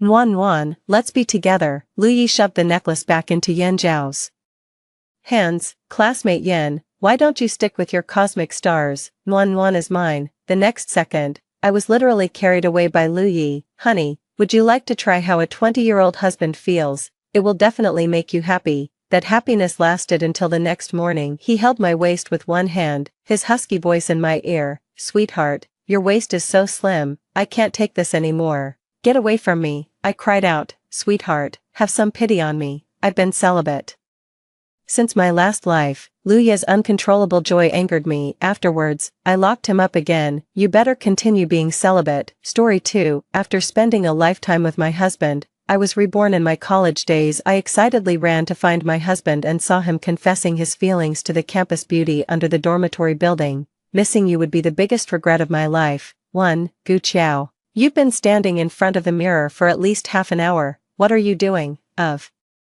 course, admiring my beauty. I was mesmerized by the reflection in the mirror, a slim and slender girl, with a tiny waist, long legs, fair skin, and not a single wrinkle on her face. Is this really what I looked like at 18? Youth is truly wonderful. Stop being vain. It's bustling downstairs. Jiang Chen is holding flowers at the door, waiting to confess to someone. My roommate, Dai Na, came in with a cup of milk tea, excitedly sharing the gossip with me. Jiang Chen, I slapped my forehead, having been so caught up in admiring my youthful and beautiful body that I had completely forgotten about my husband. I casually threw on a coat and hurriedly ran towards the dormitory building downstairs. Jiang Chen must have been reborn with me, with a younger body. His mindset is younger too. He even knows to bring me flowers now. The last time he gave me flowers was the year our child was born, the only time he ever gave me flowers, thanking me for continuing his family's lineage, thinking of our child. I touched my flat stomach. Ah, I even have abs now. My dear child, let mom enjoy a few more years of happiness. Let me savor a few more years of youth before I bring you into the world. Jiang Chen and I were college sweethearts, making our way from university to the marriage altar. We argued, broke up, and made up. We've been poor, strived together, became wealthy, and even went bankrupt. During our poorest days, we lived in a basement, surviving on plain water and white buns, and when cravings hit hard, we splurged on a packet of pickles. When we were wealthy, we bought a villa, and Jiang Chen even bought apartments for his parents and siblings. We supported each other through thick and thin, hand in hand, completing a lifetime together. In our past life, we were so busy starting businesses and making money that by the time we reached old age, we realized we had been too focused on work and hadn't truly lived or seen the world. Given another chance, we would definitely travel more and accomplish all those things we wanted to do but didn't have the time or energy for. 2. Jiang Chen stood at the dormitory entrance holding a bouquet of flowers, likely nervous, his hand resting on his pants with his middle finger continuously picking at the seam. I chuckled. In our graduation year, we started an e-commerce company together. Jiang Chen was introverted and quiet, not good at socializing, and a bit socially anxious. For business, he had to learn to exchange pleasantries with people, a habit he picked up back then. Great.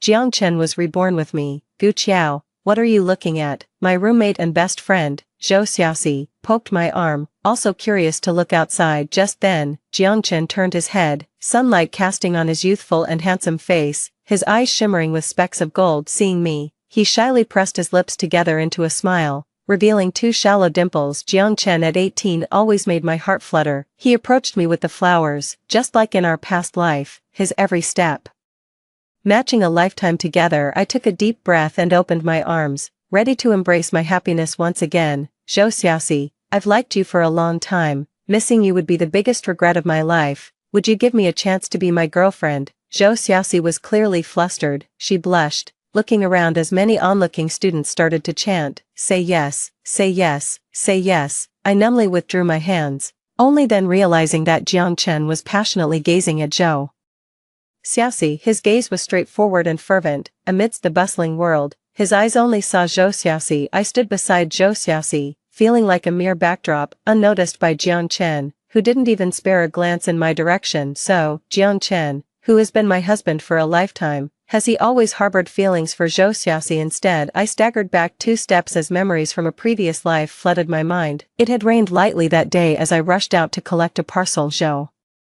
Xiaoxi mentioned she had left my umbrella at the library and insisted on lending me her jacket and hat instead, claiming they were waterproof and would prevent a cold in the chilly weather. Hurriedly I wore her clothes and dashed outside, only to bump into Jiang Chen the moment I exited the dormitory. He grabbed my arm, his head bowed, and confessed, "I like you, be my girlfriend." I had been fond of Jiang Chen for a long time, having fallen for him since the start of the school term. The boy I had a secret crush on confessed his feelings in the rain. That was when I began to love rainy days. No wonder, after we got together, Jiang Chen rarely initiated messages or asked me out. I thought he was just reserved and not fond of being overly sentimental. Most importantly, I was completely dazed by this unexpected blessing. Blinded by passionate love, I threw myself wholeheartedly into the relationship. How ironic, maybe Jiang Chen initially mistook me for Zhou Xiaoxi. That's why, after his rebirth, his first priority was to start over with Zhou Xiaoxi. A lifetime together couldn't outweigh the perpetual beloved in his heart. I took a step back,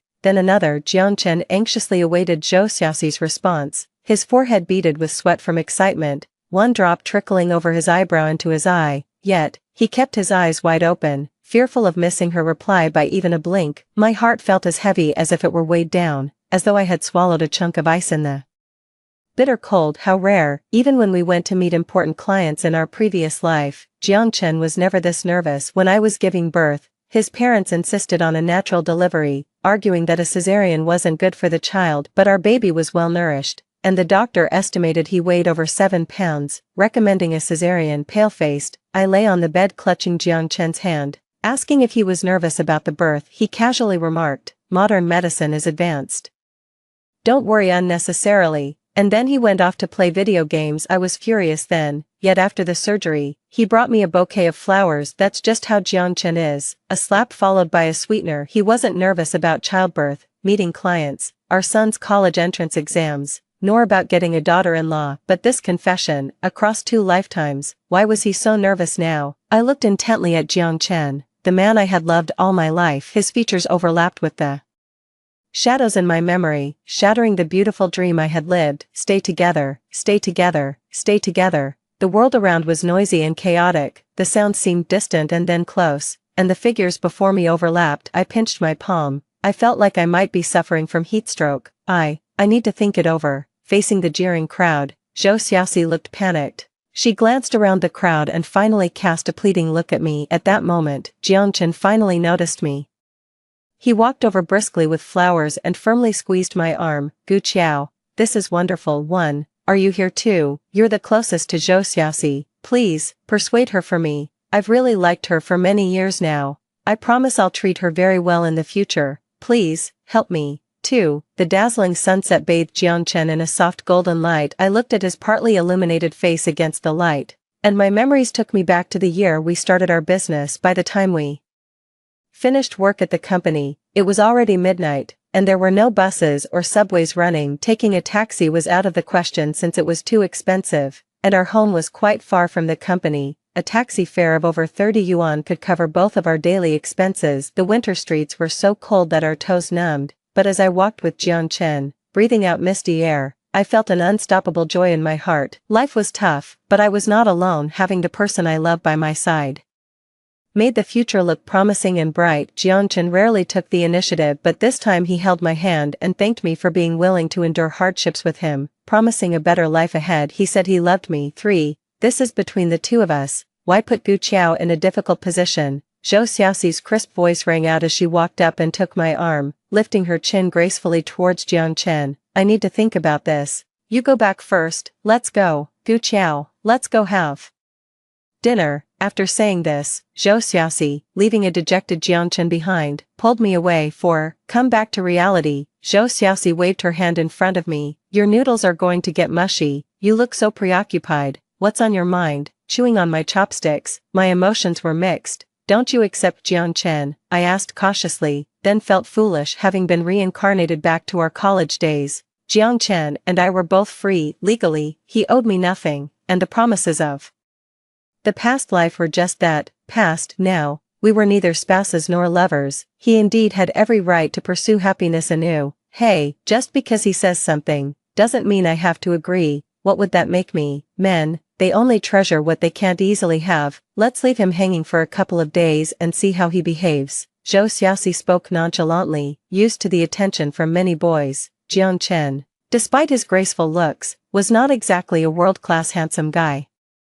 I took a sip of my noodle soup, trying to suppress the sour feeling inside, and couldn't help but feel a bit envious of Zhou Xiaoxi. Zhou Xiaoxi's parents were well off, her father owned a company, and her mother was a civil servant. Unlike Jiang Chen and me who came from the countryside, Zhou Xiaoxi had the confidence and pride of a city kid. What I longed for but couldn't have, to her, was just commonplace. 5. Jiang Chen wasn't brought down by Zhou Xiaoxi's rejection, having lived a lifetime once already. His mental resilience had greatly improved. He started showing up daily at our dormitory, diligently bringing Zhou Xiaoxi various gifts, flowers, milk tea, snacks, fried chicken. Our dorm mates, having eaten his gifts, began to tease Zhou Xiaoxi. From initial sadness and anger to resignation, my mindset also quickly stabilized. Jiang Chen hadn't even considered that I might have reincarnated too, looking at me as if I were a stranger, and even blocked me to avoid misunderstanding with Zhou Xiaoxi. 60 years of shared life, wasn't there any familial love if not romantic love? Only then did I realize how terribly wrong I had been. I had loved Jiang Chen all my life, whereas he, perhaps, had just endured me. In our youth, we were together because of a misunderstanding. He was too shy to break up with me because of his thin skin. As time went on, I ended up helping him so much that I even paid for my own dowry when we got married. He felt indebted and found it even harder to speak up for me. This long life was like a beautiful fairy tale for Jiang Chen. However, it was a suffocating cage. He didn't love me, but he couldn't leave me either. Now that he has finally escaped from the cage, why would he want to get involved with me again? Xiaoxi, are you really not considering accepting Jiang Chen? Dana asked, nibbling on the braised chicken feet Jiang Chen bought, her eyes twinkling with the light of gossip. Zhou Xiaoxi was applying a face mask and spoke in a hushed voice as if squeezing the words from her throat. What are you talking about? The Red Army's long march was still 25,000 miles long. Of course, I must thoroughly test a man. I was deeply engrossed in my book when a sudden thought struck me. Where does Jiang Chen get all this money to buy so many things? Oh damn, it suddenly dawned on me. Our class has an annual high-value scholarship, which awards the recipient 10,000 yuan each year, and I've been letting Jiang Chen have that spot. Both of us came from poor rural families, but my grades have always been better than Jiang Chen's, and my family's financial situation was even worse. The counselor even specifically told me that I was the most suitable candidate for the scholarship, but thinking of Jiang Chen's perpetually faded genes, I decided to give the spot to him and chose to do part-time jobs to support myself. Now, I just want to slap myself hard. The scholarship money was just distributed, and there Jiang Chen was, flush with money, and he's using it all to chase after Zhou Xiaoxi. Fuming, I stood up abruptly and snatched the box of chicken feet from Dana's hands. I want some too. Dana jumped in surprise. What's the matter? Are you that hungry? Eat, eat, eat, it's all yours. Oh, right, Gu Qiao. Did you hear about the new Alumni Association scholarship the school is offering? I smacked my thigh as I gnawed on the chicken feet, realizing I had forgotten about it. There's a senior from our department who graduated 2 years ago, Pei Ning, who had a successful startup. I heard he raised several 100 million just in funding. He recently collaborated with our school on a project and on a whim decided to sponsor 2 students from our department. One spot went to someone from the class next door, and the other, naturally, went to Jiang Chen, because I gave it to him. Unlike the school's scholarship, the one from Pei Ning covers all university tuition and living expenses for 4 years, which later became Jiang Chen's startup capital after graduation. I spat out the chicken feet and rushed to the counselor's office. In my past life, I had told the counselor I was withdrawing from the competition, but this time, I couldn't miss the opportunity. Breathless, I reached the counselor's office and leaned against the door, gasping for air. Inside, a tall figure stood with his back to me, indistinct against the light, but his voice was a familiar, cold tone. Teacher, Gu Qiao has already given up this spot, please give it to me. Wait, I panted, wishing my glare could kill Jiang Chen. Wait a minute, teacher, I want to compete for this spot again. The counselor brightened up upon seeing me. Oh, Gu Qiao, you've finally come around. It's right for you to focus more on your studies instead of working all the time. With your talent, you should really be concentrating on your academics. Jiang Chen looked at me incredulously, clearly surprised by my behavior. Gu Qiao, you've always refused scholarships, haven't you? Seeing Jiang Chen so close, my heart involuntarily clenched. Gu Qiao, I really need this money. Could you let me have this opportunity? Jiang Chen lowered his head and gazed at me intently, her beautiful eyes cast downward, a hint of pleading in her expression. I could never resist Jiang Chen when he looked at me like that. Whenever he made that face, I would have moved heaven and earth for him, even plucking the moon from the sky if he asked. Gu Qiao, can you help me out, please? These words felt so familiar, repeated countless times throughout our long, yet fleeting lives together. Gu Qiao, my younger brother is grown up now. He wants to get married. You're his sister-in-law. You wouldn't want to see him stay single forever, right? Gu Qiao, my sister is getting married, but her fiancé isn't well off. Could you buy her a house so she can hold her head high at her in-laws' place? Gu Qiao, our parents are getting old. I want to move them in with us so we can take better care of them. Amidst constant praises of Gu Qiao, you're the best, I kept giving in, kept compromising, until I became the weakest member of the Gu family due to overworking and pushing myself too hard. I ended up with gastritis, herniated lumbar discs, cervical spondylosis, and shoulder periarthritis. Jiang Chen, you shouldn't say things like that. Gu Qiao has given up her scholarship opportunities for you these past 2 years. Her grades and overall evaluations are much higher than yours, and her family isn't well off. Her parents didn't want her to continue her education, preferring her to get married instead. She's been working part-time to pay for her own tuition and living expenses. As a fellow student, you should think beyond just yourself. Gu Qiao is more deserving of this scholarship in every respect. Our teacher glared at me disapprovingly, trying to silence me with a stern look. In my past life, I married Jiang Chen in his rural hometown. Our teacher took a day-long train ride just to give me a generous red envelope at the wedding on that day. She held my hand, her eyes brimming with tears.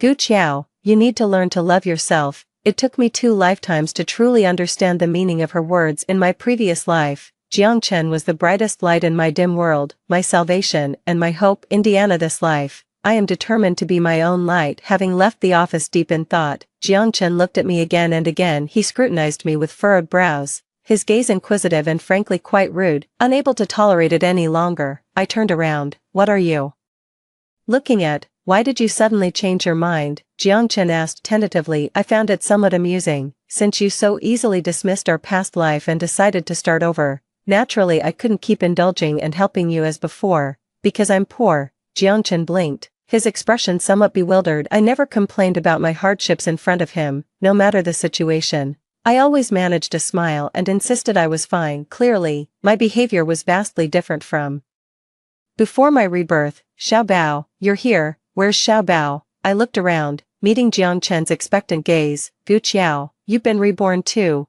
I neither confirmed nor denied it, simply giving Jiang Chen a deep look before striding forward. Hey, Gu Qiao, why are you upset? Since that's the case, let's just lay everything out on the table. My demeanor frustrated Jiang Chen, as I had pampered him all his life and he was unaccustomed to such coldness from me. Jiang Chen and I sat on a bench by the school lake, the sunlight casting a fine layer of gold leaf upon the water's surface. The scenery was beautiful, but I had no heart to appreciate it, because Jiang Chen said that the happiness of my last life was something I had stolen. I've been tolerant of you for a lifetime and have paid for my own mistakes. What's wrong with pursuing the person I love in this lifetime? Jiang Chen was clearly agitated as he glared at me, his neck stiff with anger, as if I were the root cause of all his misfortunes. Haha, I laughed out of frustration. Jiang Chen, if you didn't like me, why didn't you say so from the beginning? You didn't say it in college, you didn't mention it when we were about to get married, you never brought it up in all these years.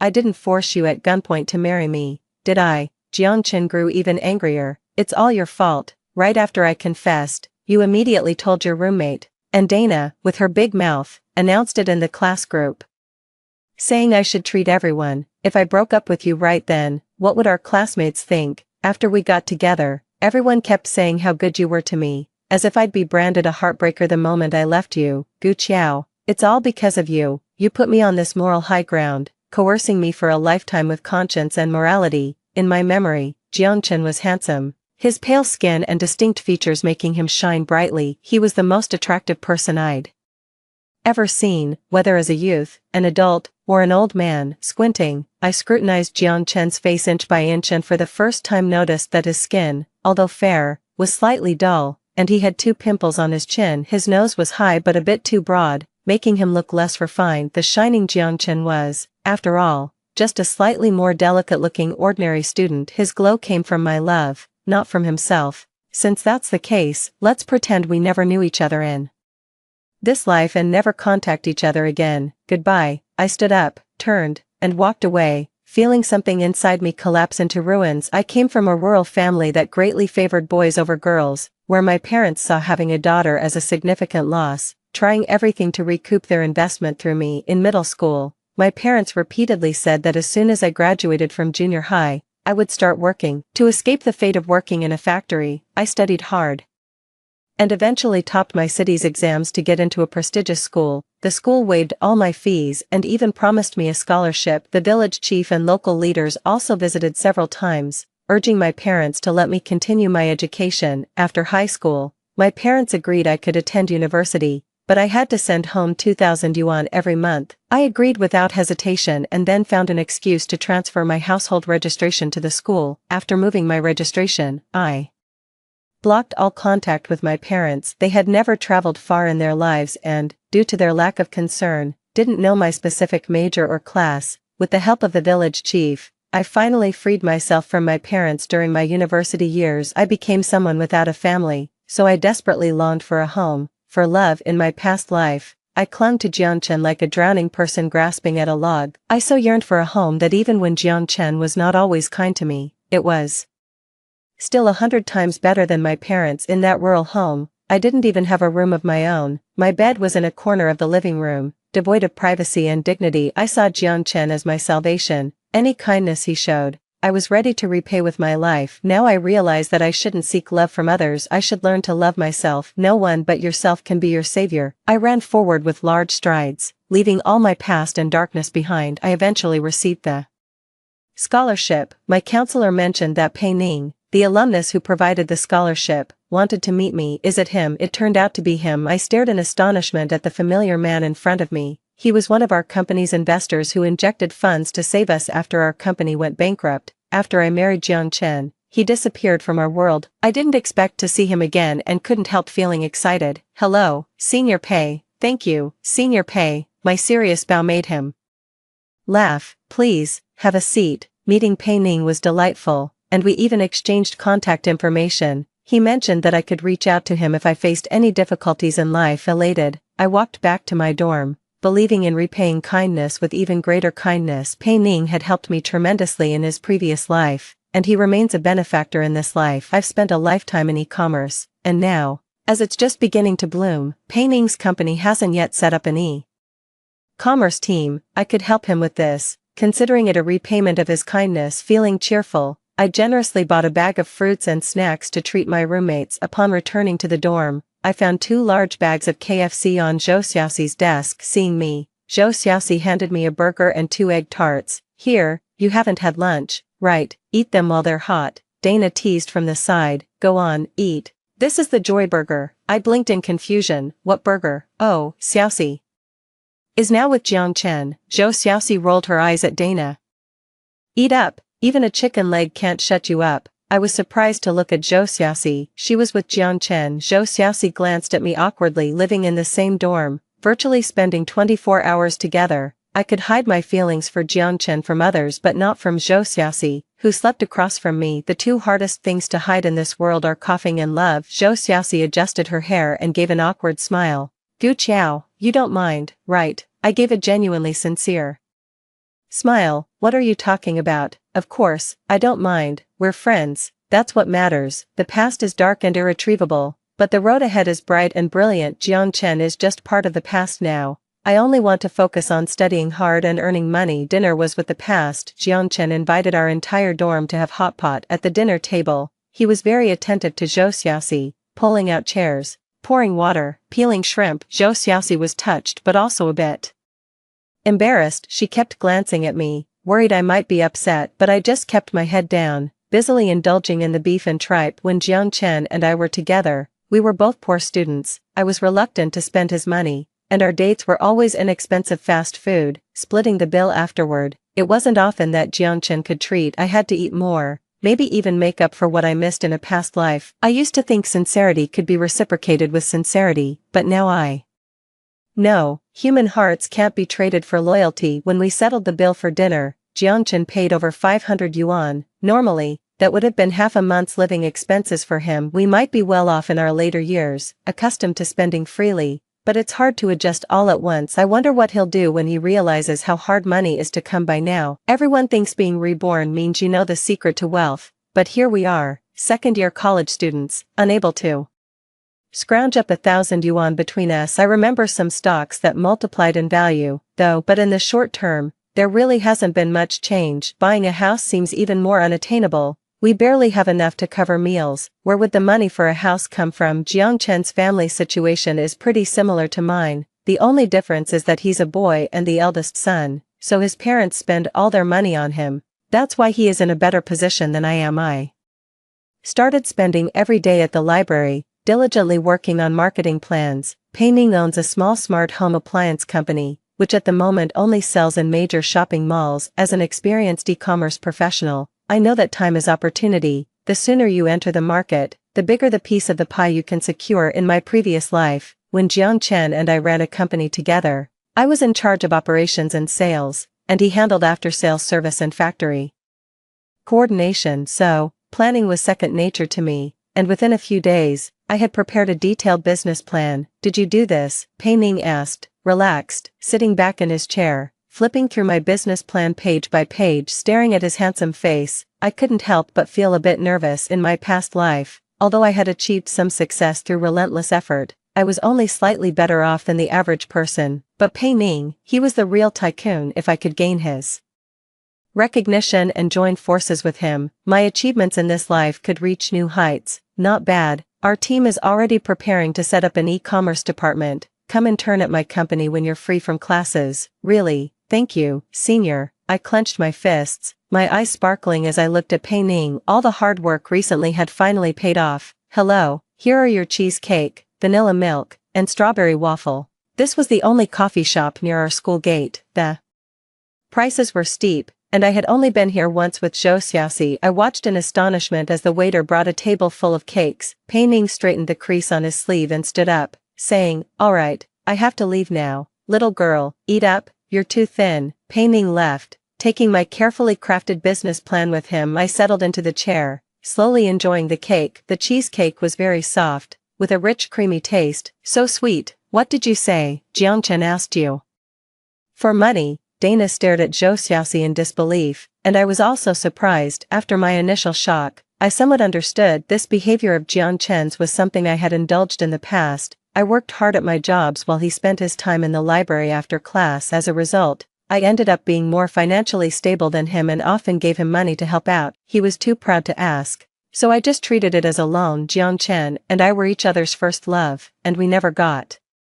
involved with anyone else after getting together. Perhaps Jiang Chen thought that borrowing money from a partner in such a close relationship was normal, like borrowing money from a good buddy. How much did he ask for? How could he bring himself to ask? How long have you two been together? Dana grabbed Zhou Xiaoxi's arm, her face filled with incredulity. It's not much, just 1,000 yuan. He said he invested his scholarship money in stocks. Jiang Chen had never dealt with stocks in college.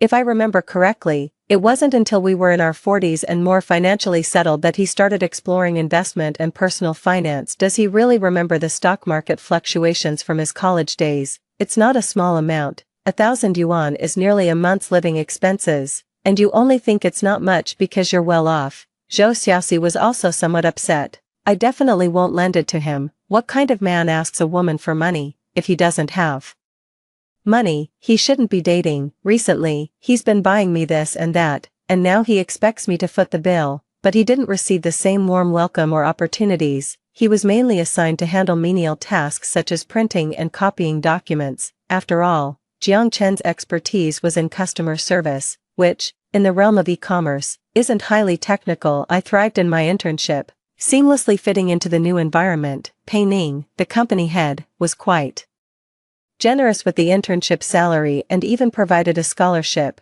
which meant I no longer needed to work part-time to pay for my tuition and living expenses. This allowed me to devote more time to my studies, leading to a busy yet fulfilling life. As for Jiang Chen, although he managed to secure the internship through his counselor's connections, he didn't have the same smooth experience as I did. Jiang Chen didn't visit often because he spent a lot of time dating. However, with his diligent efforts, he managed to reconcile with Zhou Xiaoxi.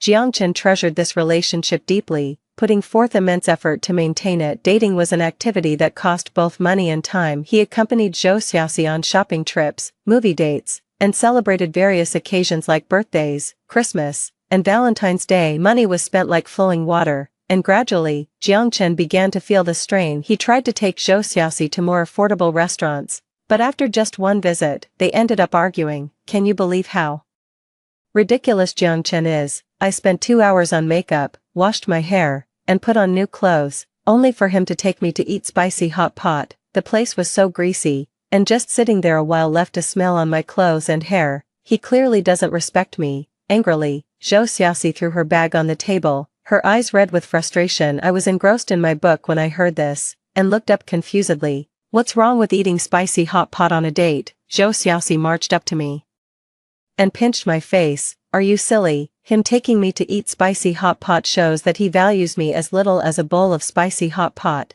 Today it's spicy hot pot, tomorrow it'll be plain boiled water with steamed buns. Besides, if dating means only eating spicy hot pot, why bother dating? Isn't it better to be single? There's absolutely no way I'll lower my standard of living. Zhou Xiaoxi's views on relationships were vastly different from mine and quite jarring to my beliefs. In my mind, dating was about mutual contribution and sharing both good times and bad. What about people who are really poor? How do they manage to date? Zhou Xiaoxi rolled her eyes. If they're that poor, obviously they should focus on making money. Dating costs money and time, and if you can barely afford meals, how can you even think about dating? And if a man truly loves a girl, why would he want her to suffer with him? Seeing my bewildered face, Zhou Xiaoxi pulled up a chair to sit opposite me and began to lecture earnestly. Gu Qiao, don't be foolish. People say the 3 joys of a man's life are promotion, wealth, and the death of his wife. Why would his wife die when he becomes rich? Naturally, it's because he goes looking for someone younger and prettier.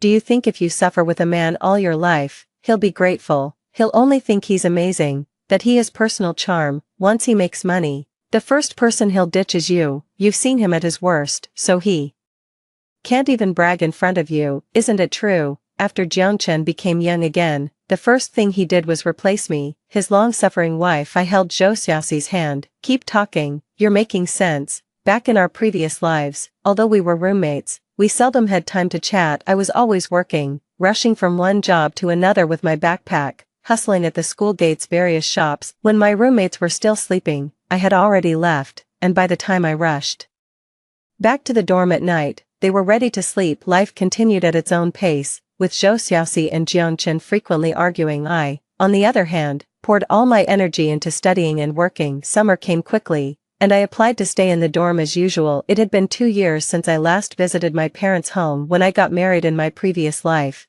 they demanded a dowry of 300,000 yuan from Jiang Chen, threatening to humiliate him in his village with a loudspeaker if he didn't comply. Although I ended up paying this money myself, my parents' actions made it difficult for me to face Jiang Chen. At that time, Jiang Chen gave me tremendous support. He said my parents were not good to me, but he would always treat me well and give me a true home. I had repaid my parents' kindness in my previous life. In this life, I owed no one. I worked tirelessly, even spending weekends at the company, almost wishing I could sleep there. My colleagues, especially our team leader, came one after another to give me advice. Joe, even though you're young, you need to take care of your health. Are you facing any difficulties in life? Don't worry, just talk to me. If money can solve it, then it's not a problem at all. I couldn't help but laugh and refuse, but this incident even alarmed Pei Ning. Here, take this bonus. I stared at the check for 300,000, dumbfounded. Boss, is the bonus really this much?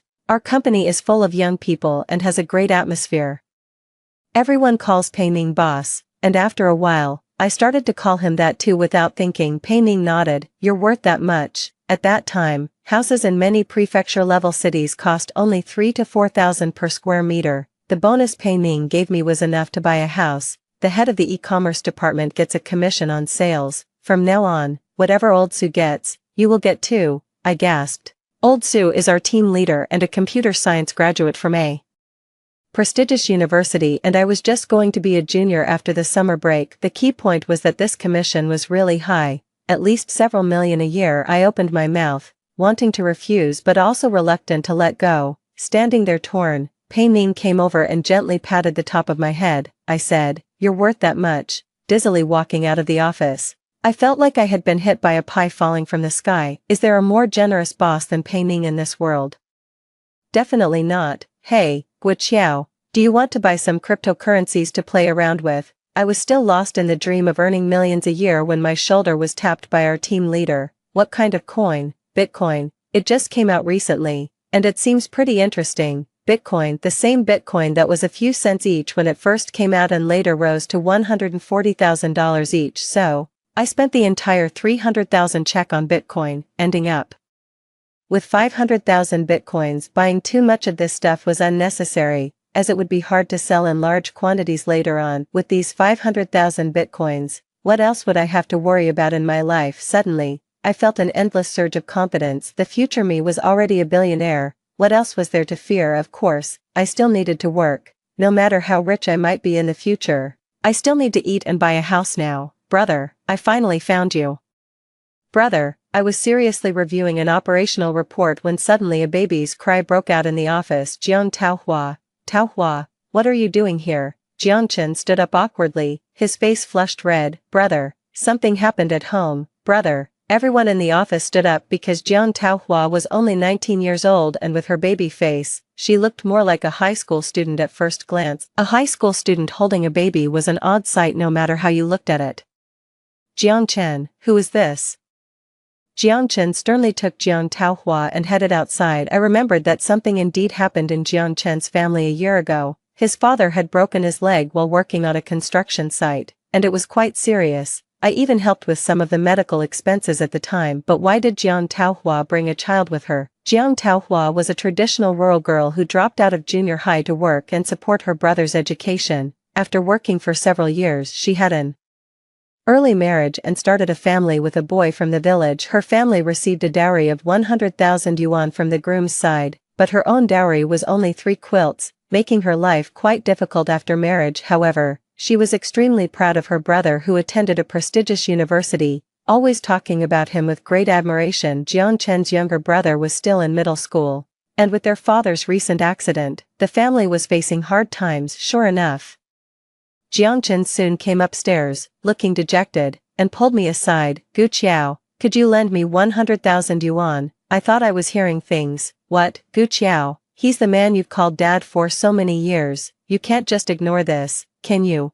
Are you out of your mind? He's your dad. What does that have to do with me? Jiang Chen took a deep breath. Then, please, for old time's sake as classmates, lend me some money. I promise I'll pay you back. Get lost. Jiang Taohua had her hands full with marriage and children, and Jiang's mother had to take care of her youngest son and the elderly at home, so it fell on Jiang Chen to look after their father. He began dozing off frequently at work and his performance was a mess. After the summer break, the company revoked Jiang Chen's internship. Without that easy, high-paying job, Jiang Chen had to start juggling part-time jobs, which caused his grades to plummet. Finally, when everyone in his senior year was busy looking for jobs and internships, Zhou Xiaoxi broke up with him again. Zhou Xiaoxi, come out here. Jiang Chen, red-eyed, stood under the dormitory building, yelling for a long time. Dana, and I stood by, helpless. Dana was furious, her chest heaving. Jiang Chen is crazy. Why keep harassing her after breaking up? How many days has he been at this? I looked at Jiang Chen with disdain. He had a second chance at life, yet he was messing it up. Poor performance at work, poor grades, and naturally, his love life was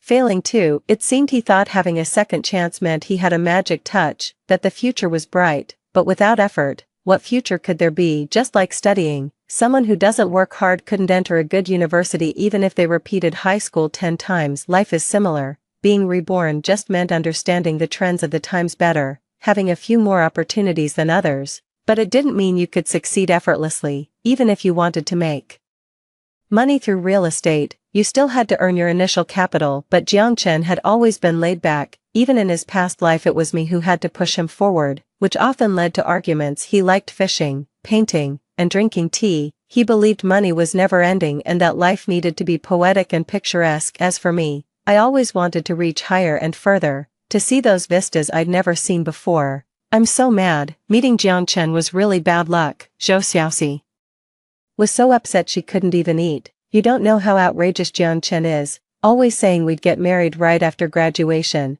and he talked about striving together to buy a house here and then moving his parents in. His sister was even scarier. She spent an entire meal talking to me about how I should bear several sons for their family and serve his parents well after we got married. Are they inheriting a throne or what? Talking about sons, please, someone's personal circumstances might improve with effort, but family values are hard to change. I need to run fast or what? Wait to become their servant? I lowered my head in shame. Jiangchen's family had said similar things to me before, and although it was uncomfortable, I hadn't taken it to heart at the time. After several entanglements, Jiangchen found himself increasingly the subject of gossip among the girls. Seeing that Zhou Xiaoxi still ignored him, he had no choice but to give up. After all, he now needed to earn his own tuition and living expenses. Besides attending classes, he was also busy working part-time. I am so glad that I didn't dive headfirst into the whirlpool of love like Jiangchen did, neglecting everything else. Pei Ning kept his promise and gave me a bonus at the end of my senior year.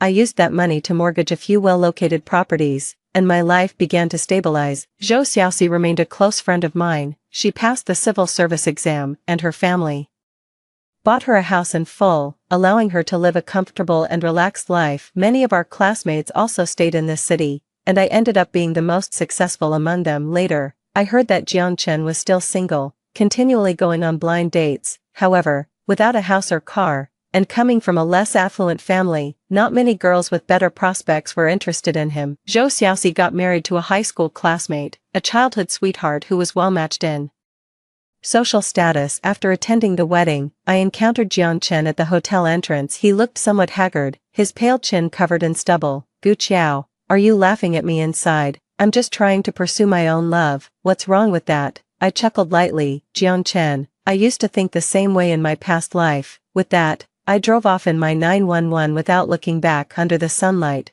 Jiangchen stood forlornly at the entrance, watching me leave, unable to move for a long time. End of the story. Jiangchen's side story 1. I ended up with Zhou Xiaoxi. Finally, I was with the woman I had longed for my whole life. I was thrilled, feeling as if I had been reborn by fate to rectify this regret. It's not that Gu Qiao was bad. There probably isn't a more virtuous and generous woman than her anywhere, but being with her was just too exhausting. When I first got into university, the village chief and others celebrated, sending me off with drums and gongs. Since childhood, I had been the pride of the village, but after being with Gu Qiao, she overshadowed me in everything. She was better than me in studies, in work, in everything. We started a company together, and whenever I went to the factory or discussed business, everyone would say how lucky I was to have such a great wife. They talked about how outstanding, hardworking, and capable Gu Qiao was. How ridiculous. As if I wasn't competent myself. It seemed like I was living off her success. I grew increasingly tired of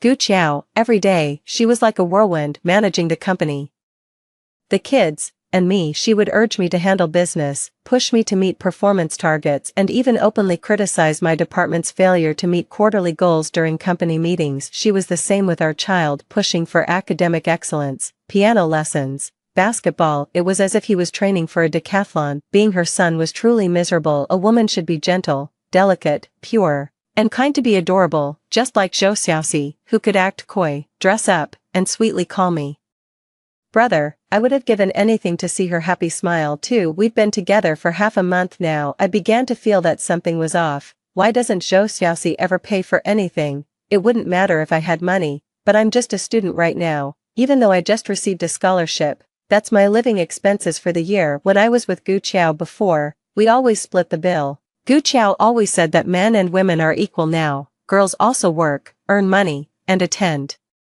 university, so it shouldn't always be the boys who pay. I found her point very reasonable. It's the 21st century, after all, I don't mind paying a bit more, but Zhou Xiaoxi should at least contribute sometimes, right? Moreover, she spends so much, one day it's hot pot, the next it's Western food, and then Japanese cuisine the day after. She orders a table full of dishes, takes a few bites of each, and then says she's full. In the end, I reluctantly finish everything because I hate to see food go to waste. I've hinted a few times that Zhou Xiaoxi should pick up the tab, but she just plays dumb. I have no choice but to pay for it all myself. Soon, my money was all spent by Zhou Xiaoxi. When I asked her to lend me money, she even suggested breaking up. I'm sure Gu Qiao must have said something. I know she still loves me, but I've had enough of that life and don't want to rekindle anything with her. It's just terrifying how jealous a woman can be. Is it really impossible for a man to borrow money from a woman? I'm feeling confused. In my previous life, Gu Qiao used to give me money during my toughest times, patting her chest after and saying,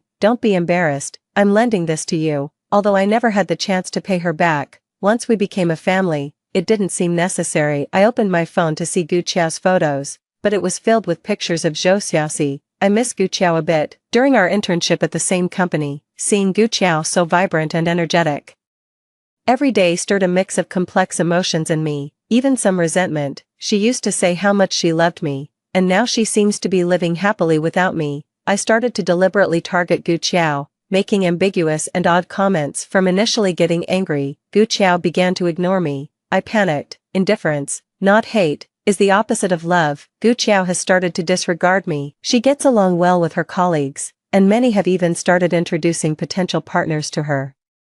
As an intern, she became the team leader's favorite. Even Pei Ning couldn't help but take frequent glances at her, and for the first time, I realized that Gu Qiao is truly a remarkable person. Zhou Xiaoxi is too clingy, and it's starting to annoy me. Doesn't she have her own things to do? And every time she reaches out, it's basically to make me pay. I'm growing increasingly intolerant of her, and we've started to argue frequently. Finally, Zhou Xiaoxi and I broke up again, and this time, it seems beyond repair. I stood outside her dormitory building, calling her name every day, but I wasn't really clinging to her. It's just that I abandoned Gu Qiao to pursue Zhou Xiaoxi, and if I can't make it work with Zhou Xiaoxi, my life would be the biggest joke. For Zhou Xiaoxi, I gave up my studies, my internship, and Gu Qiao. I'm feeling lost, even though I supposedly had the advantage of a rebirth. Why does my current life seem worse than my previous one? All the money I invested in the stock market is gone. Those so-called future blue-chip stocks turned out to be disastrous investments for me. Keeping them might bring profits eventually, but that doesn't solve my immediate crisis. I've started working every day, devoting all my time to part-time jobs. Did Gu Qiao also struggle this much in her past life? Why was she able to maintain good grades while working? I find myself missing Gu Qiao more and more. I heard she got promoted, bought a house, and is now the most favored person around Pei Ning. My parents keep urging me to get married, and my colleagues occasionally try to set me up on blind dates. I don't want to get married or go on these blind dates. These girls, so full of themselves and utterly ordinary, have the audacity to judge me harshly. To them, being born in the countryside and having a sibling are flaws. It's laughable. They don't even come close to matching even a toe of Gu Qiao. What right do they have to look down on me? I've started to pour all my energy into my work, and I've gradually come to realize how much Gu Qiao from my past life really helped me. It turns out, she didn't rely on me all her life. Instead, she protected me for a lifetime. I heard Zhou Xiaoxi is getting married, and I was thrilled. She must come if Zhou gets married, right? Sure enough, I saw Gu Qiao dressed in a tailor-made suit, looking fresh and sharp, the epitome of a powerful woman. She was so dazzling, shining brighter than the sun hanging high in the sky. I didn't want to appear weak in front of her, so I casually started a topic. Gu Qiao said that in her past life, she too was wholeheartedly pursuing her love. I pretended to look at her nonchalantly, but my heart felt like it was being tightly squeezed, the pain making it hard to breathe. In the end, I lost my moon.